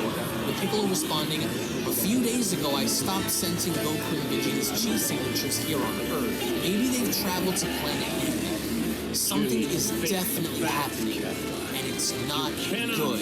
And even as we then go back to New Planet Namek, it's very awesome to see how Moro is stalking some of the Namekians as he is in order to get the Dragon Ball that he requires, and as he begins to hover over some of them, it's really epic to see the level of brutality that Moro has to offer. As we then go back to his ship, with 6 of the Dragon Balls in his possession, Cranberry then went along to acknowledge Moro by telling him, incredible, Moro, we're really picking up pace. With Moro having to utter, the final ball is near where we first landed. Oh yeah, says Cranberry. That first village was hiding it all along? Let's go get it, Moro says. And as Goku and Vegeta are shown having to sit up in their beds, the Namekian people went along to restore Goku and Vegeta's gi, as the Elder asked them, your clothes look something similar to this, yes? Perfect, says Goku.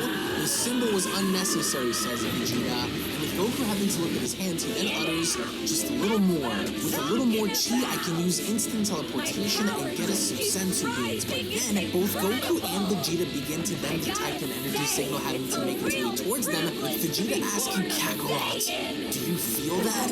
Moro's on the move, Goku says. "Oh, what? You sense something?" says the Elder. "No doubt," Goku responds. He's flying straight towards us. "No. Do you think he detected us?" "No," Goku says. "That's not it, because there are bound to be other survivors around the planet." That bastard, Vegeta mutters. "Is he somehow able to sense the Dragon Balls directly?" "No way," says the Elder, and with Goku quickly having to put on his aid, he then further went along to tell everyone, "You three stay hidden here." "What will you do?" says the Elder. "Gotta meet him head on." "No choice." With Goku stepping out, the Elder responded, "But you two just barely recovered from the blue dive." "Old man," Vegeta comments, "I need to know something." "What?" "Given that I slaughtered all of those Namekians years ago, how do you feel about me?" Vegeta asks. "You speak of the attack." Oh, I get it. That's always what that was. Like I gotta do some here and so slow. Yeah. That's always what that was. That's fine. I think it's Great for me. Who is that? I think that was Michael. That's an adult. "I see. We only wish to preserve peace on our homeworld." Yeah, brother. Nothing more. With Goku eerily enough having to stand on top of a cliff, he awaits Moro with the wind having to blow through his hair, because Goku now knows that there is a strong possible chance that he may not make it out of this alive. With Vegeta joining him, Vegeta then went along to tell him, "Kakarot, if you survive, make restoring this planet how it once was your top priority." Okay. That said, it would take a miracle for either of us to walk away from this alive. "True," Goku responds, "but what other option is there?" And with Cranberry's ship having to be shown making its way towards them, that's when Moro observes Goku and Vegeta out in the distance by commenting, "Those two, they live. They were hiding this whole time, huh? Those Galactic Patrol cowards." With Cranberry responding, "Huh? Oh, Vegeta and his pal? I thought they still might be keeping up scenes or a tough lunch." With Moro responding, "I will not suffer them to scamper about any longer. This time, they will perish at my hands." Goku and Vegeta then noticing how they're getting closer, that's when Vegeta utters, "He's caught onto our scent. And he's here." And with Goku and Vegeta then set and powering up, they're looking to go all out in this battle against Moro, but they have not fully recovered, because even after Goku and Vegeta begin to increase their power, they seem to still Nah, because they can't transform any further. And what's really cool about this is once Goku and Vegeta take a second to go on ahead and look at one another and smiling, they would only assume that this was going to be their final moments together, as they wasted little time in charging directly at Moro. That's when Cranberry went along to shout, "They're coming!" And with Moro's ship having to be shown zipping right through, with Goku and Vegeta going right after him, Moro is shown smiling because he's prepared at the overall situation of what's about to happen. With Goku and Vegeta shown intensely going in, that's when out of nowhere the Galactic Patrol ship comes zooming out of nowhere and getting right in between Moro, Goku, and Vegeta, as of course we then get to see how right above the ship, as Moro begins to observe, Maris ends up popping out and getting on top of the ship, and as Maris aims his gun down sight, that's when Cranberry went along to shout, "The Galactic Patrol! It's Maris," says Goku, and Maris quickly follows through by shooting the wings of Moro's ship that causes the ship to go crashing on down and preventing them from leaving the planet to begin with. So as soon as Cranberry's ship is showing going on down, out of nowhere through the ship itself, through the glass, Moro winds up dashing on through and having to be shown up in the sky, with Maris having to respond, "Agent Iriko, bring us up." And that's when Agent Iriko does exactly that, and having to follow Moro through.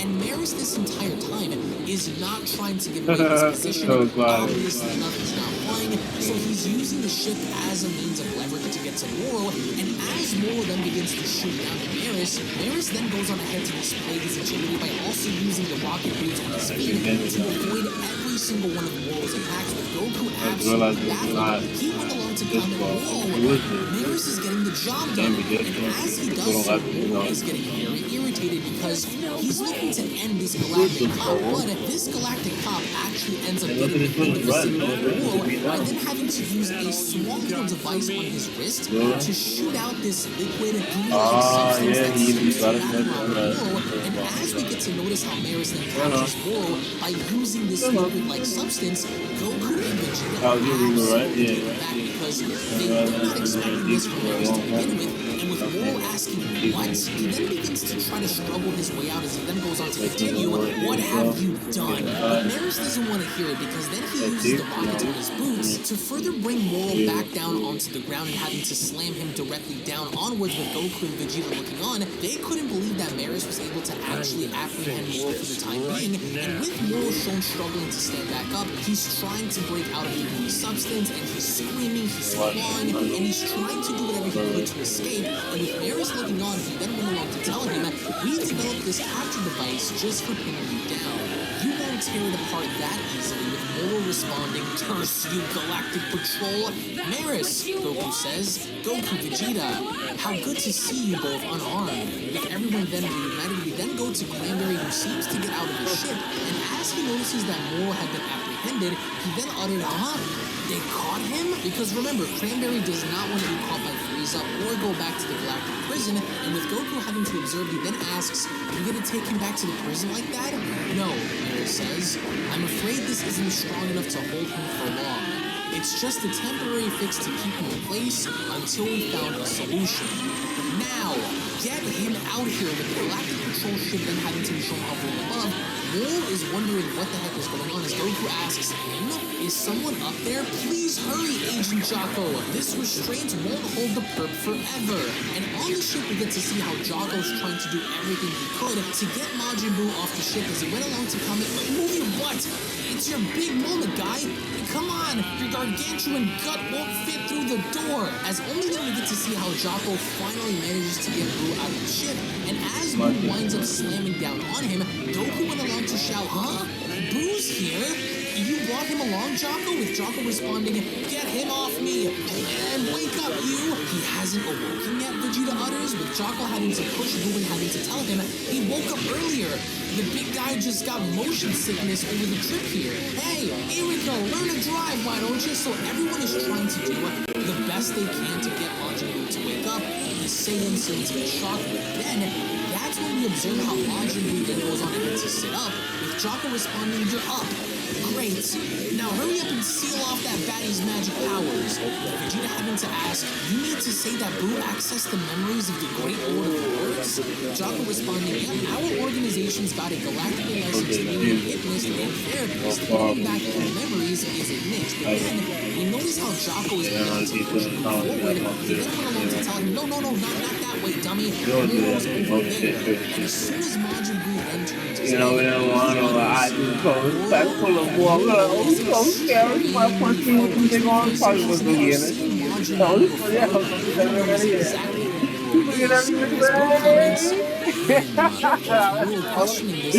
was you gotta control yourself in there.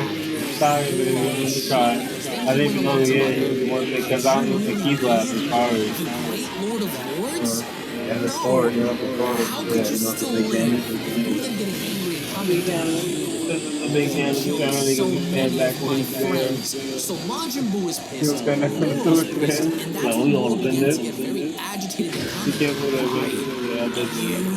that's when Moro manages to erupt in a fit of rage as Maris asks, what is this? Oh no, I can't contain him, as eventually enough Moro winds up bursting right through the goo because he wasn't looking to get apprehended. So you got a clip? To confront you got a clip like a book, kill? You got a superpower with me? You don't keep me here, you don't keep me in fight, you don't want me fighting. You don't keep me down. I ain't in the no more. Majin Buu responding, I didn't forget what you did. You don't get to pick on everyone anymore. No more. And that's when Majin Buu went on to power up in such a way to where it shocks Goku, it shocks Jocko, it shocks Maris, and as soon as we then get to see a powered up version of Majin Buu, even Maris acknowledged Buu's feats by having to utter amazing. As Buu went along to stare down against Moro, that's when we get to see how Majin Buu then took initiative in charging directly at Moro for the first time in getting Moro versus Majin Buu during the events of Dragon Ball Super Manga chapter number 47, page 38. But even then, Moro is not fearful of the Daikaio slash Buu because as soon as Moro winds up lifting his hand up, he assumed that he could use the planet's energy as a means of shielding himself, but Majin Buu in fact actually goes right through the energy barrier and manages to punch Moro directly in the face. So this battle right off the gate starts off with Majin Buu having to land a solid shot on Moro's face. With Goku in disbelief, he utters, Buu dove right through the fire and flames. They didn't even phase him. And as soon as Moro lands on his feet, that's when Moro then goes on the attack by having to wind his hand back. And as soon as Majin Buu gets close enough, Moro winds up doing his signature move by impaling Majin Buu directly through the stomach, and which I will say is very gruesome in the way Moro often does this move to his opponents. But unlike his previous opponents, Majin Buu winds up staring Moro directly in the face, and as an end result, he smiles at the face of having to be impaled. And what Majin Buu does is he quickly shifts his weight in having to toss Moro out into the distance, and as soon as Moro goes flying out, that's when Majin Buu unleashes ultimate ki blast from his mouth, enforcing Moro to shield himself from the fact that Moro's techniques and his attacks now don't really seem to have an effect on Majin Buu. And with Buu wading through the smoke, Maris went along to utter how amazing. I never considered that Buu would possess such strength. With Jocko uttering, well, I'm glad I didn't make him mad, and with Buu smiling in disbelief, how Moro is holding up a massive sky, with Goku uttering that move again, because it appears that Moro once again seems to be collecting more energy from the planet this time, and as soon as Moro looks down, he throws the attack directly at Majin Buu, but unlike anyone else who would be fearful or at least nervous, Majin Buu is not, because instead Buu winds up charging directly at the blast, and as soon as he gets close enough to it, he ends up kicking the blast directly up in the sky, and with Moro staring back up, Majin Buu ends up quickly getting in front of Moro and then having to knock him in the face right down onto the ground, which again goes as far as to showcase his agility, his durability, his speed, and even his strength, with Goku of course cheering on by having to scream out, "That's it, Buu." That's when Vegeta went along to ask Goku, "Didn't you notice Kakarot?" With Goku wondering, Vegeta then continues, "Buu's energy levels are dropping. Moro's energy absorption must not work on him." Wow, you're right. Buu can do it, says Goku, and with Moro slowly staggering back up on his feet, he then utters, "You. How did you come by such abilities?" And Majin Buu having to be shown laughing, that's when the manga chapter comes to a close, and I really enjoy the overall desperation factor from the beginning of this chapter, because Goku and Vegeta were not expecting for someone like Maris to help them, let alone actually having Majin Buu come to planet Namek and use his assistance to get the better of Moro, because from the beginning, Moro was very well established in being overly confident, and he thought that if he were to engage with Goku and Vegeta one more time, that he was definitely going to have the upper hand, but was not expecting for Majin Buu to actually step in, and that's when we go into Dragon Ball Super Manga chapter number 48, Eternal Moro's Wish, and it's interesting how from the get-go, Majin Buu attempts to actually turn Moro into a food-like substance, but Moro quickly counters and having to notice this, and as soon as Majin Buu charges on in, what's really cool about this fight is seeing the fact that Majin Buu is throwing his weight around. He actually lands on top of Moro, and he's pounding his face in, very similar to what Buu did against Majin Buu back in Dragon Ball Z. And with Goku cheering him on, and with Maris having to be absolutely blown away, Moro then winds up opening his mouth and realizing how tough Buu is. So, to get Majin Buu off of him, what Moro does is he blows Majin Buu's head away with a mouth blast that is so vicious that it not only causes Majin Buu to stumble on back, because Jocko here did not know that Majin Buu was able to regenerate, and neither did Moro, because Moro is grinning, he's smiling, but as soon as Majin Buu's body is actually able to brace itself and having to point at Moro, that's when Majin Buu actually goes on ahead to regrow his own head through his arm and having to stare directly at Moro. And Moro can't seem to believe this because he had never seen a being like this, so what Majin Buu does is he outsmarts Moro and traps him with a left hook that sends Moro flying out into the distance, and as Moro struggles to stand up, he is absolutely infuriated because he had never come across a being like this before. It seems like his magic isn't working, and with everyone having to observe, Jocko then commented, that's definitely an unconventional way to fight, with Vegeta responding, the creature's absurd abilities are actually working to our advantage. And indeed it does, because Majin Buu is shown kicking Moro, he's gaining the upper hand on him, with Goku having to utter, I haven't seen Buu fight in a long time. Moro's magic doesn't work on him, but it also seems like he's gotten stronger. With Maris asking, do you think so? Perhaps unlocking those memories somehow unleashed his latent potential, so it appears that by unlocking Majin Buu's latent potential is actually an end result of the hypnosis and the therapy he went through to actually gain the memories of the Daikaio, as Maris goes on to ask, but to this extent? How unexpected. Majin Buu is grabbing Moro by the leg, he's flinging him all around the landscape, he actually winds up throwing Moro against the cliffside as Moro winds up hitting the rocks, and with Moro shown embedded within, he went along to utter, curse you. If only I had my full magic. If only I could devour this entire world. I wouldn't possibly lose to you, and that's when Moro winds up powering up in such a way to where he ends up blowing everything away. With Majin Buu standing there, Majin Buu went along to respond, you're a little weaker compared to me. Making excuses? You suck. So Majin Buu is not only adding insult to injury, but as Moro is standing there, Moro is bloody, he's wounded, and more than anything, he is very, very angry. And as soon as Majin Buu is then shown putting his hands together, he then unleashes 6 arms with Moro looking on. He couldn't seem to believe what the heck Majin Buu was doing, and as Majin Buu comes in, Majin Buu then attacks Vegeta with all 6 arms, literally pounding Moro into the ground in such a way to where Majin Buu is in such control of this fight that he was able to do to Moro what Goku and Vegeta were not able to do to him previously, and as Moro is shown getting beat into the ground, it's actually working, with Maris responding, yes, Buu is the stronger fighter, but Moro still has his magic, and there's no telling what trick he might unleash, so we mustn't drop our guard.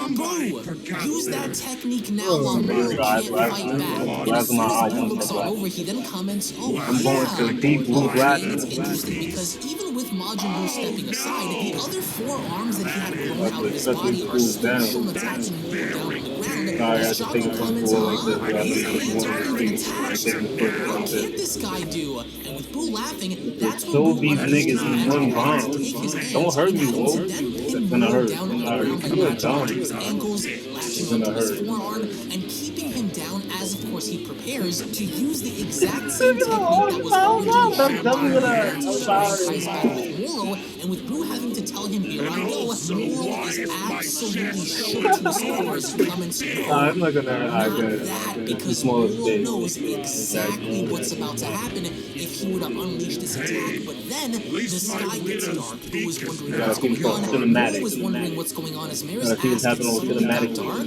Does this planet experience abrupt nighttime? Jocko asks. What a bizarre place, but Vegeta and Goku both know exactly what this is, as Goku comments, no, this is, and in fact it is, because over out in the distance we observe how Porunga is now summoned by using the Dragon Balls, and the person that summoned Porunga was in fact none other than Cranberry, and Cranberry had done this as an end result of having to slaughter an entire village, and with Goku and the young boy shown next to him connected to some sort of a device that's on his head, Cranberry then went along to comment, so, this is the mighty Porunga. Damn it, says one of the elders. As Cranberry then quickly turns around, he winds up vaporizing the elder as he then went along to turn back around and commenting, I might not look like much, but I used to be an elite trooper in Frieza's army. These old Namekian farts and some kid are no match for me. As we then go back to Goku and Vegeta, Vegeta went along to comment, look, that figure in the distance, it must be Porunga. Huh? Maris says. Moro's friend, Goku utters. He must have summoned the dragon. Oh no, Vegeta utters. The old man and those others. I can't sense their chi. And everyone everyone there takes a moment to realize the threat level here, because with Purunga out there, this could mean bad news for our heroes, and with Moro overhearing this, we then go back to Purunga, who goes on to comment, "State your wish. I shall grant any 3 wishes within my power." First off, Cranberry says, "I'm on my last leg, so heal me." And with Cranberry using a Oh, what if we do with the map communicating too? We what have to translates throw the map then. Purunga went on to utter very well. Your first wish is granted. And Cranberry now is back to full strength as he comments, "Whoa, nice. I feel good as new." With Goku having to tell Vegeta we can't let him make any wishes. Let's get over there, Vegeta.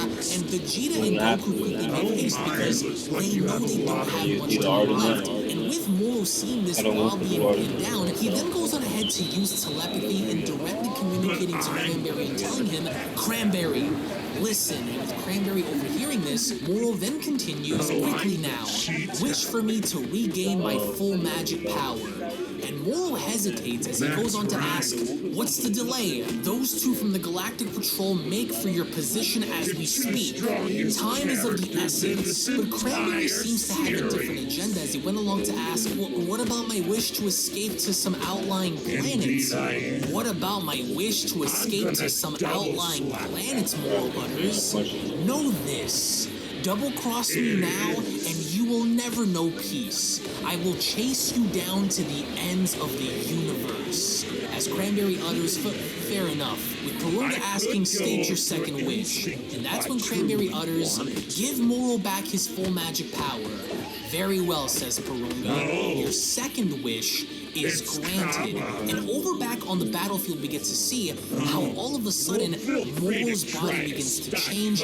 He's shaking because now his full magical abilities that he had been craving for such a long time had now been restored. And everyone feels this. Jocko, Majin Buu, Being a villain is not a villain. That's what being evil is. Acting like you didn't see this nigga do you dirt all day. His magic is back already, and that's exactly the case in point, because from there, Moro winds up using his magic to quickly dash on up, and he vanishes from the battlefield as Jocko utters, "Moro's gone!" "Damn it," Maris utters, because Moro is now zipping on through with such speed that he's trying to get to Purunga before Goku and Vegeta, and even as we get to see how Moro quickly dashes beyond Goku and Vegeta, it was the effect of his speed and power that he used to fly on by that causes Goku and Vegeta to crash on down to the ground. And as they do, Vegeta asks, what was that? Because Moro now is absolutely desperate to get to Purunga before them, and as they quickly try to make haste, Purunga then goes on to state, "Now state your final wish." As Cranberry utters, "Great, here we go. I'm finally gonna get my wish. For my third wish, pick out a nice outlying planet where Frieza's army, the Galactic Patrol, and even Moro won't ever find me, and send me." But then Cranberry stops, because right before he can actually make his wish, his body is trembling. He's beginning to sweat, because from there, Moro had found his way to Cranberry and managed to impale him right through his guts. And with Cranberry shaking while turning around, Moro's sinister grin is then met as Moro looks on with blood dripping down from his hand. Cranberry utters, you jerk." As Moro responds, "A job well done, Cranberry." And with Moro then letting Cranberry go, as the blood of Cranberry begins to drip down his hand, Cranberry eventually hits the ground as Moro goes on to comment, "You see, I have a second wish of my own. Unfortunately, that means there are none left for you." And as he then reaches on and grabbing onto Cranberry's helmet, he then goes on ahead to tear the helmet off and telling the dragon, "Purunga, was it? There is still one wish remaining, yes?" The dragon responding, "Yes. I await the final wish. State it now," with Moro responding, "Good. I wonder if you can grant this one." And with the Galactic Patrol ship then having to arrive, the pilot went along to tell everyone, "I'm tracking Moro's life signature, so hop on board. Let's hurry, friends." And with Boo, Maris, Jocko, and everyone else having to board, they are then shown having to quickly flee to Purunga, as of course then we get to see how the little Namekian boy then goes on to make the wish, as Purunga responds, "Very well. The final wish is granted. Excellent, Moro says, as he then proceeds to go on ahead and throw the device down onto the ground. Our heroes are now too late, as Jocko went along to ask, Agent Maris over there, was that some gigantic monster? With Maris responding, that was to be the wish-granting dragon itself. Now, says Porunga, 3 wishes are granted. Farewell. So during the events of Dragon Ball Super Manga chapter number 48, page 33, Moro had now finally made his wish. And as the sky then begins to clear, Moro is eerily quiet with Goku and Vegeta finally arriving. Goku went along to comment, we're too late. Says Moro, indeed, by a hair. My wishes were only just granted. Darn you, Goku says. And you killed them all? You won't get away with this. With Moro telling them, not quite. He is the one who slaughtered the Namekians. And then you killed your own man, asks Goku? How rotten can you get? And with Vegeta shown clearly agitated, he then asks you, talk.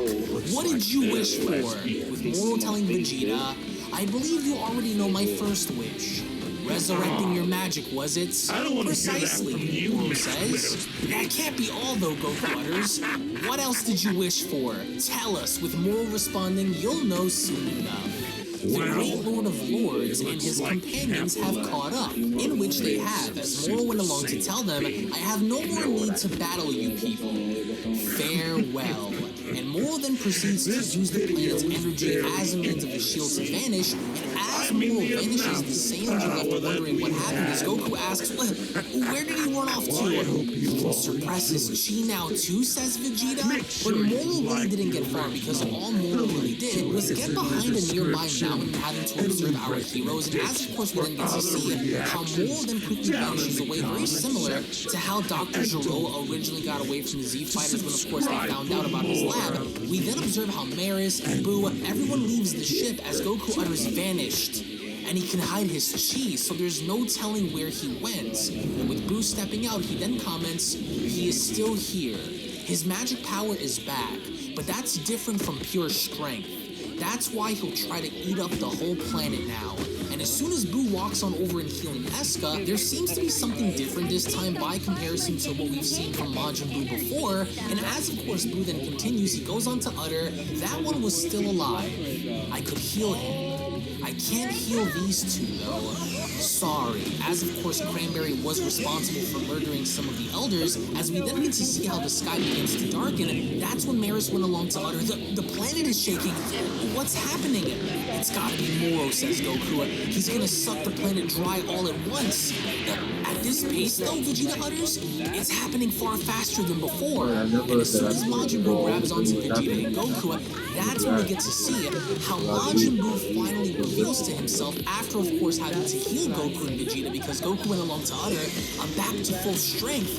Thanks a ton, Boo. But it turns out that Majin Buu can actually revert back to the Daikaio, and as he does, that's when they went along to scream out, what? That face! Says the Grand High. Could that be the great Lord of Lords, Maris says? Until Moro is defeated, the Grand Kai utters, I'll be switching places with Boo. There's still time, but we all have to confront him before he devours the planet. Makes sense, Goku says. Let's do it. Grab a hold of me, you two. And as Vegeta and the Grand Kai do so, that's when Maris shouts, Goku, I'll make the necessary preparations and bring the ship to you. Above all else, be careful of his magic. Gotcha, Goku says. We'll get it done.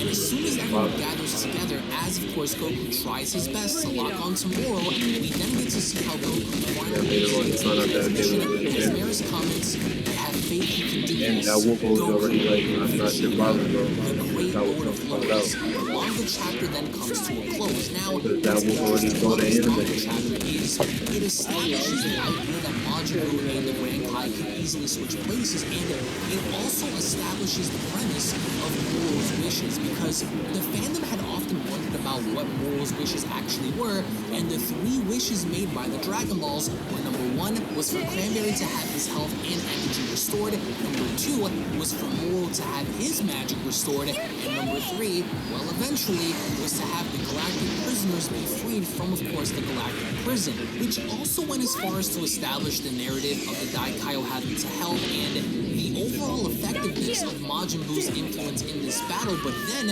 as of course we then panned into Dragon Ball Super Manga chapter number 49 entitled Outer Space Battle, we get to further observe and see how Planet Namek's energy is beginning to leave, and as we see how Chaco, Eska, Maris, they're all beginning to notice how the energy of the planet is then leaving, that's when Maris went along to utter, our energy will be absorbed by Moro too if we stay much longer. We have to get off the planet now. Chaco, Maris, and Eska are leaving. They're leaving because they know that energy, and as Eska is shown talking to Jaco, Eska went along to comment, the Great Elder named me his successor before the disaster struck. Maybe he foresaw his own doom and entrusted me. That's why it's my responsibility to survive this. Maris having to respond, then let's all survive and rebuild a peaceful Namek. And that means defeating Moro first. The village should be up ahead onward, says the pilot, and as we then observe how Moro is then beginning to collect the planet's energy and having to store it in this one massive sphere of pure energy, we then observe how Goku uses his instant transmission to teleport Vegeta and the Daikaio into confronting Moro, and that's when Vegeta and Goku quickly jump into Super Saiyan Blue, and they all then go on ahead to charge directly at Moro and attacking him, and what's even more interesting is as they begin to attack him in a 3-on-1 situation, Moro then quickly vanishes with Vegeta asking, what the, over there, and having to use shadow clones and using his magic to the best of his ability to dodge everything that Goku and Vegeta are doing, because even with Goku and Vegeta firing off energy blasts and their relentless pursuit having to physically hit Moro, they can't seem to do it because Moro is ducking, dodging, weaving, evading. He's doing everything he can to make Goku and Vegeta seem like amateurs in this battle. And even with this, Goku went along to ask, what's going on? Something seems off, Vegeta utters, with the Daikaio responding, his real body isn't here. So this entire time Moro had used somewhat of a shadow clone to collect all of the planet's energy, with our heroes asking, crap, where'd he go? Where are you absorbing the planet's energy from? Over there, utters the Daikaio, as he then notices how Moro is standing on a nearby rock that seems to be floating in space, and the first person that winds up charging on in is Goku, with Vegeta having to utter, wait, Kakarot, that's outer space. Saiyans can't survive in the vacuum of space. Oh, right, Goku utters, because without even thinking, Goku was going to go out and get himself killed, and it was Vegeta that stopped him because Vegeta knew that if Goku were to go out any further, he would surely die only because he cannot survive in the vacuums of space. But that's when the Daikaio volunteers to have it to utter, I'll go, and he takes initiative and charging directly on in, as interestingly enough, with the Daikaio making his way in, Moro uses his finger in calling for the energy ball to come towards him, and as it does, Moro then condenses the ball and having to eat it, and the second the Daikaio punches Moro, nothing happens, but instead, Moro winds up grabbing onto the Daikaio's arm, and as he pulls him away, he then asks, you dare to wear that detestable face in my presence, great lord of the worlds? But as soon as the Daikaio tries to fight Moro off again, the Daikaio is then shown not only having the ability to physically touch Moro, but then Moro is shown having to kick the Daikaio deeper into outer space, and Moro having to acknowledge this. As soon as he charges on in, he knows that Goku and Vegeta can't really do anything to stop him, as Goku shouts, darn it, they're out of sight. Vegeta responding, damn it, there's no way to tell how this battle is going. But then as soon as the Galactic Patrol ship then notices how Goku and Vegeta are out there, Maris went along to comment, Namek's not losing energy anymore, perhaps the fight has begun? Agent Maris, says the pilot, Moro and the Great Lord of Lords have left Namek's orbit. Goku and Vegeta remain in the atmosphere. Which party should we pursue? Maris having to tell him, first, we attend to Goku and Vegeta, as we then get to see how the Daikaio is trying to do everything in his ability to stop Moro and Goku having to then use his magic to not only influence the Daikaio in such a way, but each and every single time the Daikaio is shown having to blast Moro where he's trying to make physical contact with him.